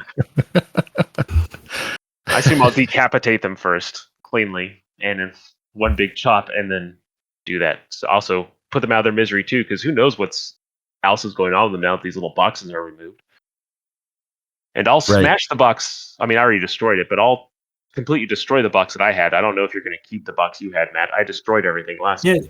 Do I have I know I'm running around this world half naked. Do I have like a pouch or bag? Oh, sure. Or something? Yeah, you can have like a rucksack or a shoulder bag or something. Yeah, you can have something to carry stuff in. Yeah, I'm gonna maybe put the control unit from the one I took in there. Take it. All right. Yeah, so the description, the bigger description, not in the adventure, but in the full core book, says their stinger is the length of a short sword. So yeah, you can you'll have a sword then, a poisoned sword. You know what's awesome? I'm gonna put it in the little weapons section on the character sheet as Sith Stinger. Nice. What could that be? Nice. And actually, Za would know. They also have two large poison sacks, so you could extract those to basically poison all of your weapons. Each sack would be able to would yield 2 gallons of venom. So you could secure one of those if you want to keep all of your blades poisoned. Let me look at the rules for poison. I'll let Za handle that. I'm just gonna take one. I'm just going to take the stinger. Poison doesn't seem like an honorable way to fight. That's a good, very good point. Yeah, a Green Martian would think twice about that. And they have big lacy, not lacy, but they have those iridescent wings, right? Right. Yes. I think I will collect those from at least the one that I dispatched. Oh, okay. Maybe I can hang them on my cloak or something to give you nice. A cool look. Yeah, that's very cool. Now I'm Sith Jag Za Goren. I know, right? That's Sith name. Oh, it's all downhill from here. I add Darth at the beginning. That's how I know I've killed a Sith. Let me. What's 71? Poison. Okay, so if a weapon is coated in poison, such as the such as a Sith stinger? Yes, such as the venom of a Sith. It gains fearsome and dishonorable. There you go. So dishonorable weapons will impact the renown of a character. So using such a weapon can lead to consequences such as censure of allies, loss of rank, and sometimes imprisonment or death. Weapons that break the standard of Martian honor usually have this quality. So they do. So if you put poison on a weapon or use these stingers, it is dishonorable, but if nobody sees it, like if you're using it out of stealth or something, only you know. It's like, so it won't affect your rank directly. But if someone is aware of your use, so maybe Za. Yeah, so I think that and this is a test that I think Za's going to use, not knowing that Lukas doesn't know everything, is I will present him with mine and give it to him and see what he does with it. Oh, okay. But yeah, I won't keep it now thinking about it that way. Okay. Oh, okay. Well, then I will put it in my sack. All right. I'm like, I'm like, this is poison, as if that means like bad, but you just take it and stick it in your bag. You're like, cool, that's going to make it easier to kill people with. Well, Yes. I don't use poison in a fair fight. Oh, interesting. So poison just generates fear. So if you roll the special, any of the, so for each rolled, each effect roll, 5 and 6. yeah, fives and sixes, you do 1 damage to fear as well as the physical damage. Huh. Oh, interesting. Okay, yeah, so it's not like damage over time or anything. And if you use poison into someone's food or drink, they get 2 dice damage, fearsome damage. I guess because, they ultimately... Like physical trauma. Yeah, you become physically traumatized by poison. Interesting.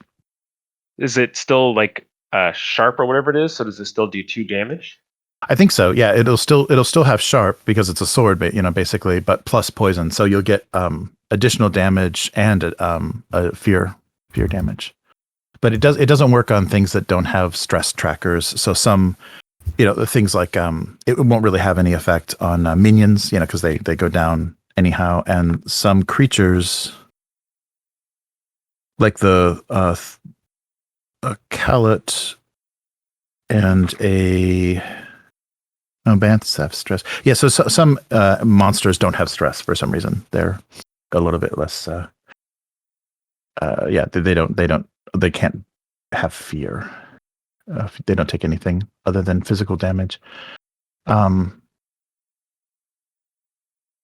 I suppose we should gather the flock back and get Tarvorn,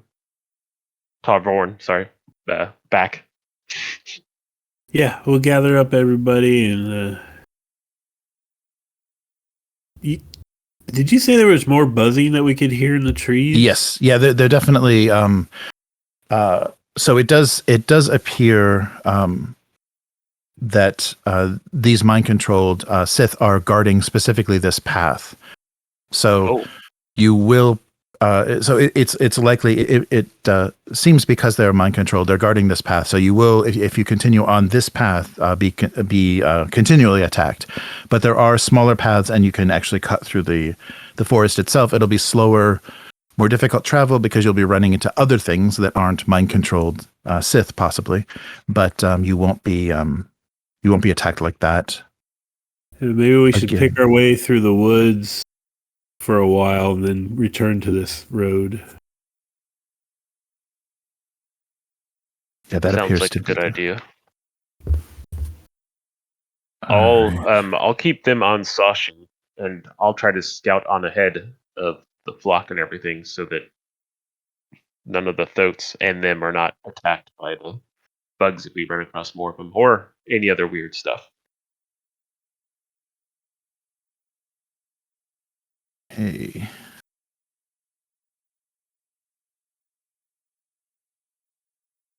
All right, yeah, that seems to be a. So what is this? Sorry, there's another roll. Oh, okay. Oh, wow. Okay, so continue. So I'm sorry. What did you say about Sashi? Will you? I'll dismount and keep them all on her with the flock, and I'll be a forward scout. So if there's any other stuff we run into, hopefully it won't attack our thoats. Okay. Good. Yes. So.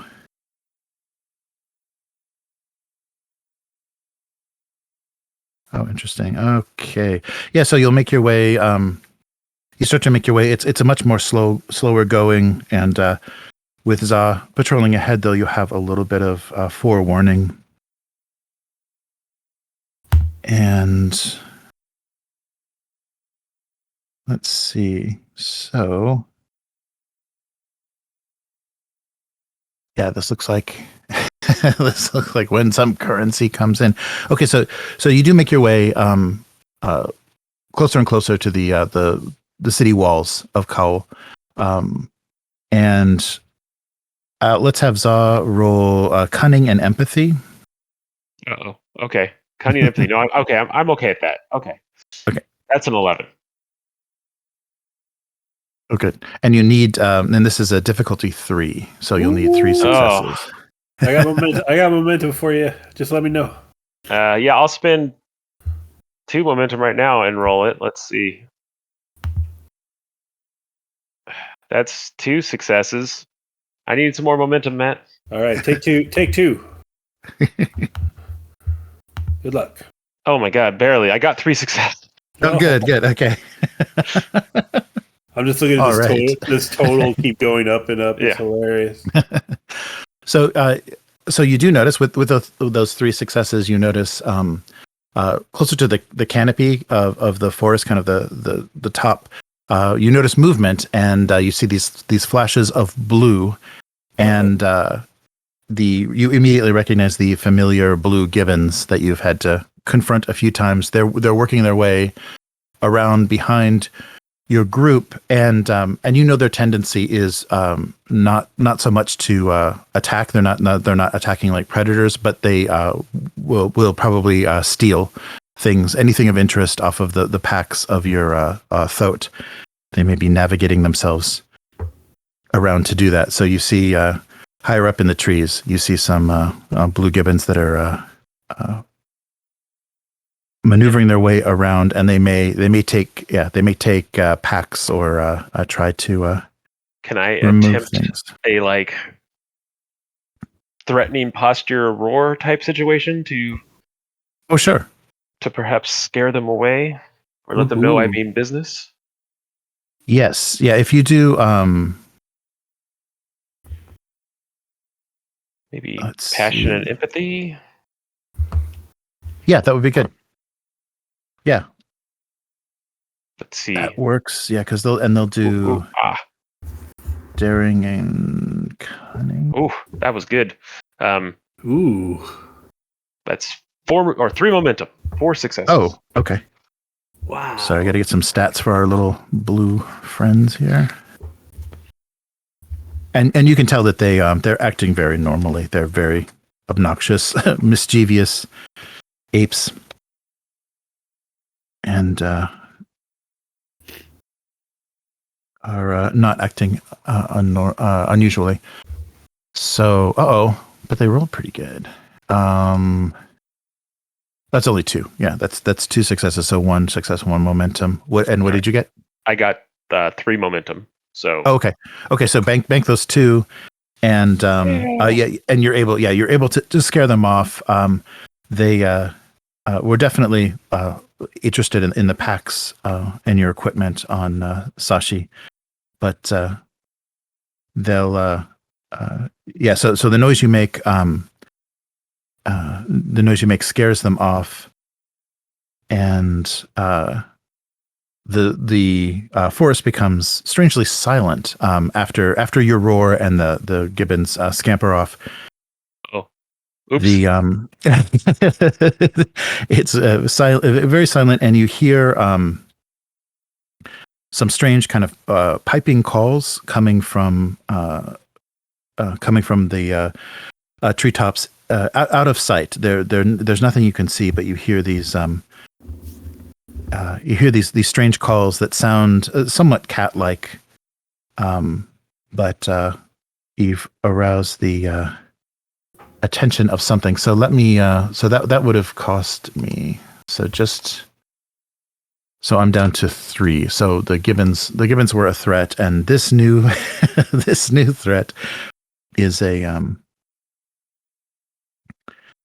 Do I recognize the I'm going to call them mews because I imagine they're cats. The mewing of whatever it is. Yes. You see. You've heard this before. You don't see anything specifically yet, but you're aware that there is a a tree variety, a smaller arboreal cousin of the banth. So there is a tree banth species, and this is what that sounds like. So so this sound so chasing off the gibbons has attracted the attention What's going on? of some cats. I just So you hear this noises. this mewling continues, and it seems to be approaching you here, kind of crashing in the treetop as branches are breaking as they're kind of moving tree to tree, and soon you start to see what appears to be dark shadows closer to the canopy. These like flashes of like purple and red. I'll say, get out your gun, and I'll pull a little bit further away from them and make more of those noises that okay. making to try to pull things towards me instead of towards them. All right. Very good. Ooh, ooh, ah, ah. I say very loudly.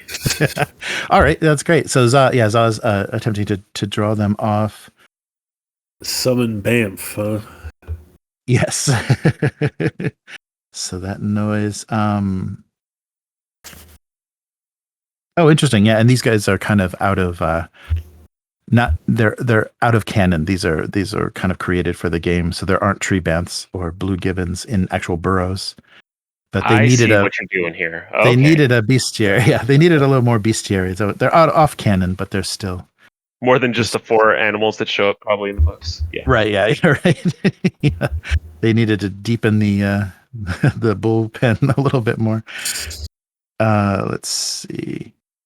But you do know that they're significantly smaller tree cats, so not as fearsome as what you had contended with before. And based on where you're located, I mean, you have to double check for sure. But yeah, it sounds like they're behaving normally. They're not being given orders to patrol an area. Yeah, because that banth we dealt with before, it didn't roar or do anything, right? It was very Yes. Yeah, that's right. Right. Yeah, it didn't make any sound. It was right. All right. See, I'll keep roaring and calling, trying to get the cats to come to me instead of press them, and hopefully they can shoot them from a distance whenever they show up. Right. Or maybe they'll be scared of my big green forearmness, but probably not. All right, let's see the stats on these guys, and then we'll see if they have any specific characteristics too.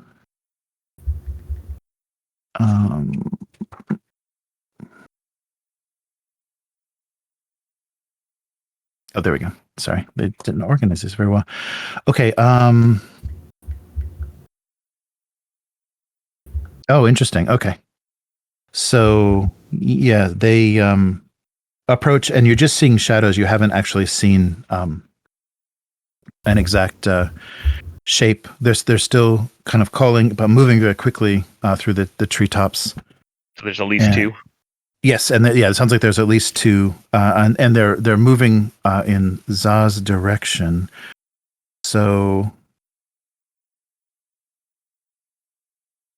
oh, interesting. And so difficulty stuck. Avoid detection. Okay. Take shots when you see them, Lukas. Yes. So it's going to be difficult to spot them with ranged weapons. Maybe after they attack, it'll be a little bit more possible. But right now, you would be shooting it at just kind of shadows until they come in. Oh, okay. Yeah, so they're not as formidable, but they're a little. Oh, and here we go again. The tree banth's howl. You're finding this howl as it approaches and gets louder, a little eerie, and it seems like they're kind of relentlessly stalking you now from the treetops. Like circling and that type of stuff. Yeah, right. So here we go. So they're gonna howl. We can. Roll this as a test. Scary things too. Yes. Everyone's getting so scared. Oh, okay. Wow. Okay. So this will be A quick test. Yes. Okay. So I guess everyone will have to. Let's see. Yeah. Does it say? Okay. Yeah. If you use cunning and reason to defend against this attack. Yeah. So I generated a lot. I'm sorry, did you say we're all testing? Yeah, sorry. Everyone should. Everyone test cunning and reason. You hear this howling in the trees, and it's close enough that everyone can hear it, even though it seems to be circling Za more specifically. So this eerie yowling from the top of the treetops in the forest. I got 2. Oh, okay. I'll spend a momentum so I can maybe get a success. No, I'll spend one more momentum trying to get a success here. No. I know I just failed horribly and rolled a 20. Here, take another momentum. Nope, that's another 15. I cannot roll. Oh no! Wow. And that's like my worst thing. I need like an 8 in order to succeed. No, I okay. All bad news. Okay. Thanks for the momentum, Matt. Okay, so how many momentum did you generate, Matt? So did you? So if I only need 1 success, I got 1 momentum. Yeah. Oh, okay. Okay, so see, they got 2 momentum. So it looks like everyone's going to be affected, and we'll just we'll have Tan. I guess why don't you go ahead and well, no, we don't have him statted specifically. We'll just say he fails as well because both of you guys have failed. So let's everyone fails, but Sashi passed. Yay! so after recovering from the wasps are scary, but kitties are cute. He's fine. Yes. All right. Oh, and so I have an additional momentum as well. So actually, I can roll 3 dice. 3. So that is going to be 3 fear for everyone. So everyone that fails. So Tan and both of you guys take 3 on your fear Even track. though I got a success and a momentum? Yeah, because you fail. It's like a contested roll, so you're resisting. So they still beat you by one momentum. Oh, they did. Okay, yeah, sorry. Yeah, they beat you by they got 2 momentum, 1 success, 2 momentum. 3 fear. So they beat you by 1. So everyone's got 3 fear, including. So these aren't physically so formidable, but they're very unnerving because of how they can move in the trees. You haven't even seen them yet. All you're hearing is this crashing. And don't forget, I got that complication. Oh, that's right, and a complication too. Okay, so the complication I guess will be your that amount of fear because that's not. Oh, that was a lot for Lukas, not so much for Za. You got pretty big fear track. Yeah. But it disorients you. So one of the banths actually is going to take a swipe at you. Yeah, that complication would just be a light. It takes from the shadows. Yes, yeah. So it's going to get a cunning and daring. Wow, yeah. They've got a good stat, but they have it's just it's a very basic attack. So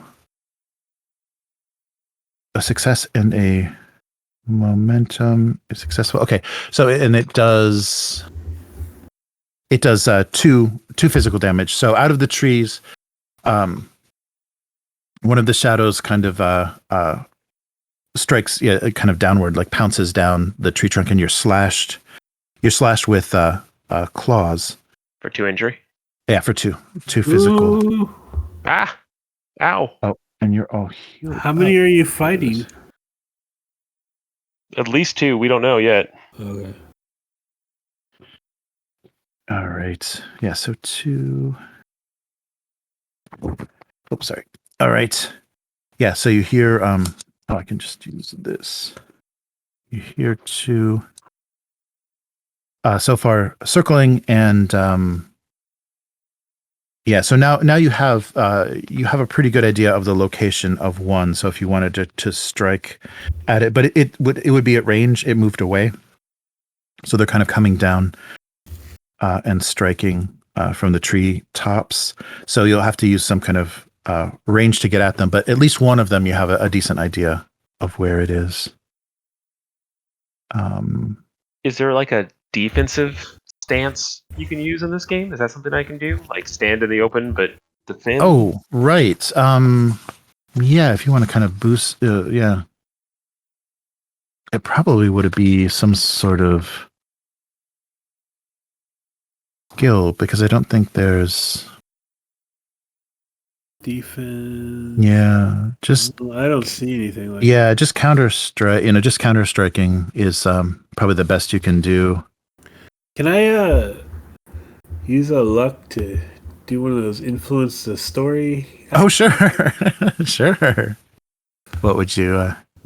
I would like Za to remember the correct roar of the natural predator of the tree, Bam. Oh. Oh. Yes, of course. Nice. Okay, yeah, that's a good luck spend. Yeah, so after being struck and being disoriented and struck, you do recall that there is a defensive call that you were taught against these very stealthy, very sleek and fast creatures. So if you want to try that, Absolutely. yeah, they'll try to resist, and we'll do them separately too. So we'll do 2 rolls. So one, you may lose one or both. You may chase away one or both. We'll go the same empathy and passion. Yeah, that works. Don't screw it up. Can't promise you anything. Well, that's 2 successes. Oh, good. So I have 1 momentum on the first one. Okay, let me roll. They'll do daring and passion. So 11 for their resisting. Okay, and that's... Oh, but they were successful in the one. Yeah, so that's 3 successes, so 2 momentum. Oh, why don't you go ahead and take a couple momentum from me there, Will? All right. This is just the first one too. I'll roll 2 on this one. God, I got another 5, but I got another success. Or I got another 20, I mean, but I got another success. Oh, okay. So I got 3 successes, or 2 momentum. Okay. And a 20 on the first one. All right. So that's enough to scare it off.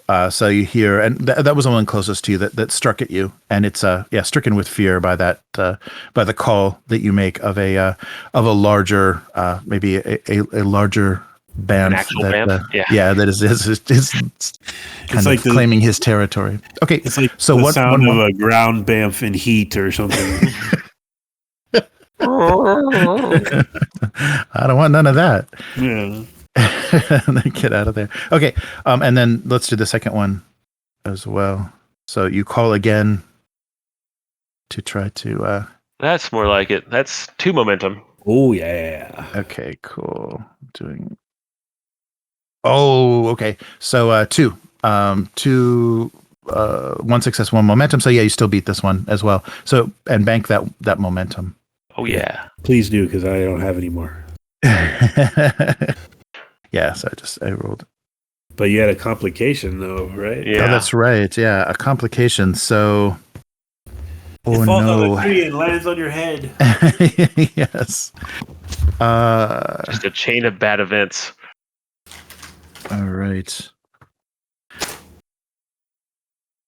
The monkeys use this opportunity to steal. So after all that, the first thing I did was useless. Oh yeah, that's right. They're 4-armed those little thieves. Yeah, you didn't have anything that'd be a huge story changer. Oh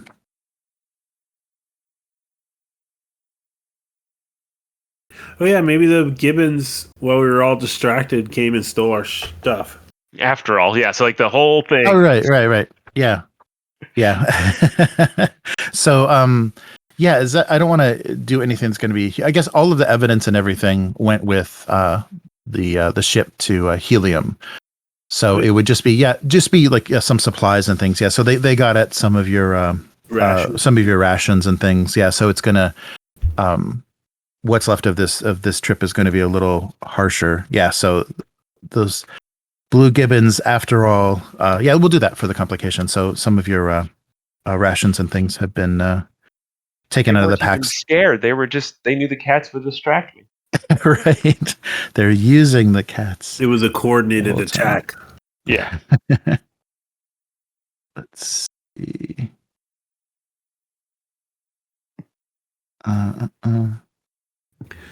Jed, oh, okay. Jed Thuvan Dean could learn from these gibbons.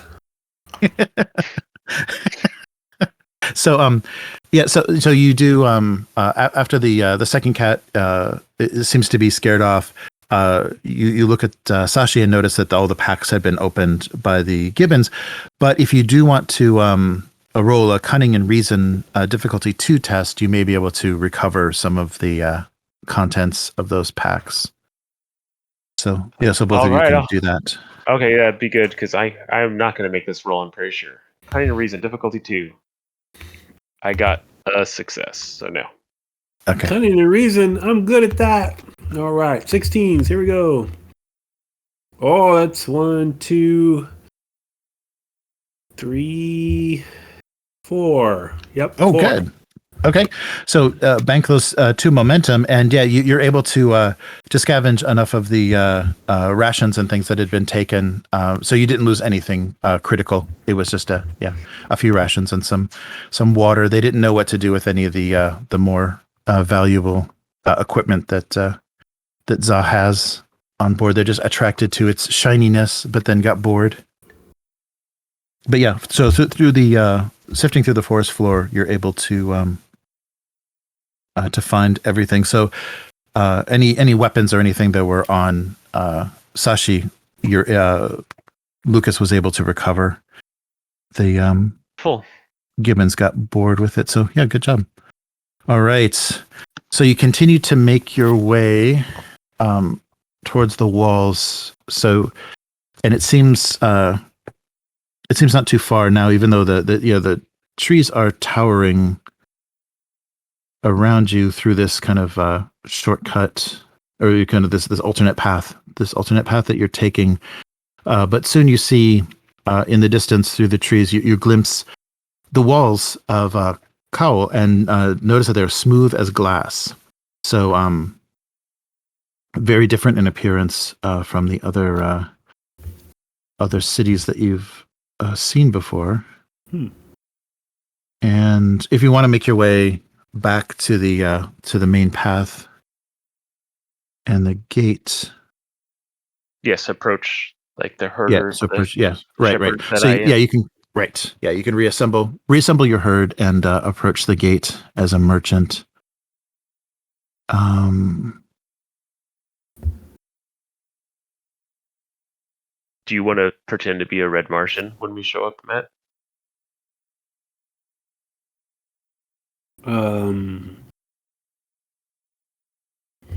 Well, I don't know that I have the makeup and stuff anymore. Oh. No, that's cool. I'll just be. Maybe it'll confuse them. I'll sit behind you. It'll be all right. All right. Okay. Whoa. Okay. So this might be.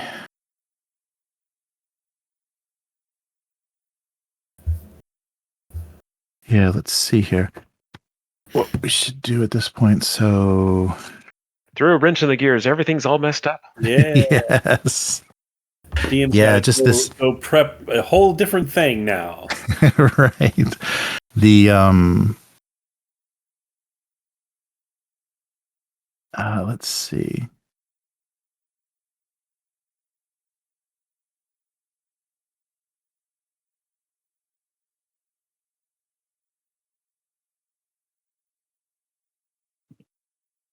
All right. So the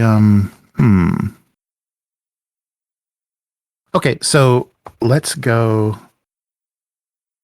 So just a little bit more because there's some other stuff I'm going to have to do. So yeah, you approach the main gate, and so you're posing as just merchants, just as a shepherd with a herd to sell.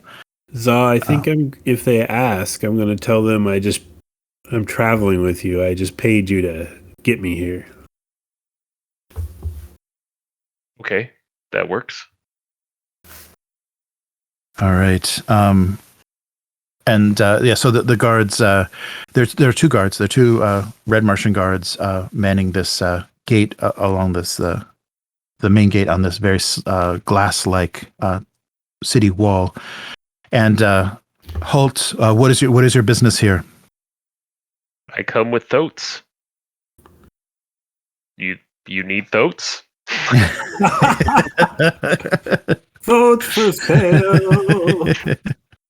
Of course. You should have come. You should have come earlier in the morning. That's the our customary entrance for merchants, but it's still possible to perform transactions in the marketplace. So they lead you. They open the gates and lead you. They and look a little strange at because so Lukas didn't disguise himself in any way. Okay, so the guards look a little bit strange at Lukas as you pass. But I'm going to do my best, like starry-eyed wonderment, Okay. looks of wonderment at everything, like I'm, a tourist who's never been here before. Okay. And All I'll right. tell the guards, as I think that that Sith attacked us on the road, and they should sit. they should be on guard because they Yes. were very aggressive. Sith in our forest. That's never been. I've never heard of that before. Of course, their nests are more in the deserts and the higher elevations. I'll report that, but that's a very unusual occurrence. That's most of the reason why we got here so late. We took a different route because we heard more of them. I see. Well, yes, we'll report this to our captain, and please, proceed to the marketplace. Did they with seem your animals? like generally surprised by that?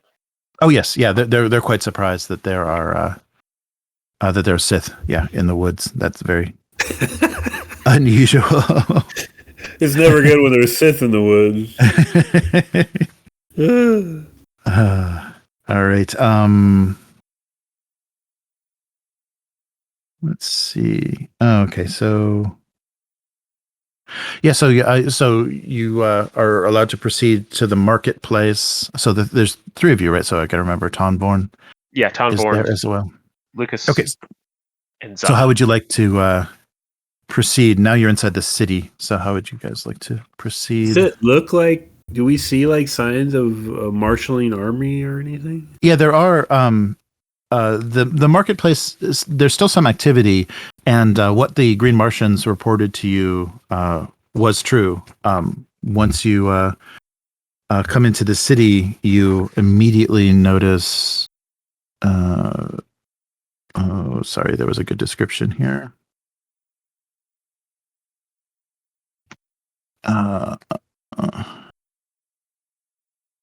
Yeah, you notice the ship, the battleship that they warned you of. The huge unusual. Yes, yeah. Glider? So yeah, there are. So okay, here we go. So you do notice a lot of troops being mustered and equipped and organized. More forces than you would have expected. The marketplace seems to be still functioning somewhat normally. There are merchants there that have been in the city since the morning. So above the city floats a massive battleship, and you also notice there are several smaller crafts are also there, and it's very that's very unusual and noticeable because Cowell does not have much of a navy. So these ships are either new or from somewhere else. They wouldn't. They boast very little air power, so it's very unusual to see this many ships flying above the city. I'll ask Za and Tan if the battleship appears to be not of like Red Martian make. Oh, there we go. You're going to make me look stuff up, aren't you? Let's see. Sorry, I mean it's a ship in the sky. They all look same to you? They all look the same to me. Well, it looks different than the last couple I've seen, so... Maybe Ton knows. Oh, yeah. Let's see. I doubt I would know much. Right. Yeah, so... If it is like Yellow Martian or something, I've probably never seen it. Right. Maybe it's got Yeah, markings so... on it or... So, Ton... Because you did say there's no flags or heraldry or anything on it, right? Right. Yeah, Ton doesn't recognize it as anything that Helium would have built. He says this is very very unusual design and doesn't appear to be something that would fit into Helium's naval fleets. That ship appears to easily hold thousands of crew, and there are hundreds of guns lining the broadsides. Wow. And what else he can see is there's a large weapon on the bow of the ship, a much larger some sort of cannon or something at the bow of the ship. So this is very unusual, but it is definitely prepared for war. How does this stack up against the ships we saw back at Tarth? Like, does this look like something that's going to single-handedly handle all those other ships? Like, yeah, it looks like this. Yeah, they didn't have anything on this scale and this well equipped, this well armed. So it's a very formidable looking ship, and nobody can recognize Tanvorn has. Says I don't recognize what kind of weapon is at the bow of that ship, but it's very very unusual and very formidable. They've brought in some sort of dreadnought. They're going to destroy that army.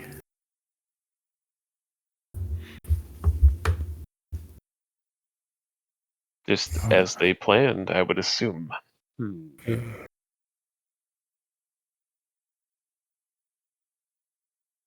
Well, now that we're here... Sabotage? Sabotage. Wondering if we can get in to see the Jed in some fashion. To see what is really going on. To see if he's oblivious, like it seems the Jed of Helium was, or if he's under the sway of Eidolon.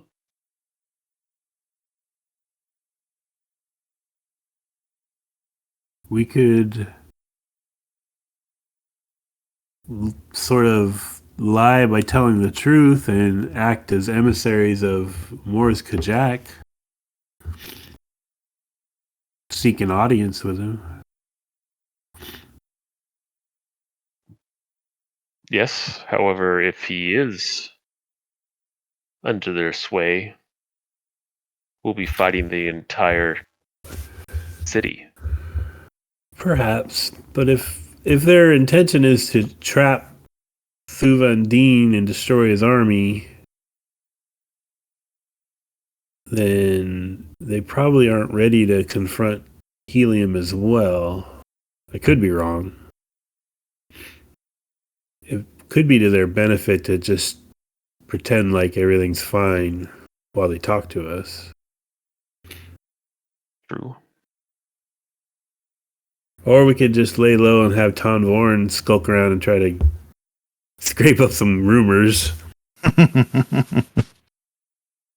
Or Yeah. sabotage.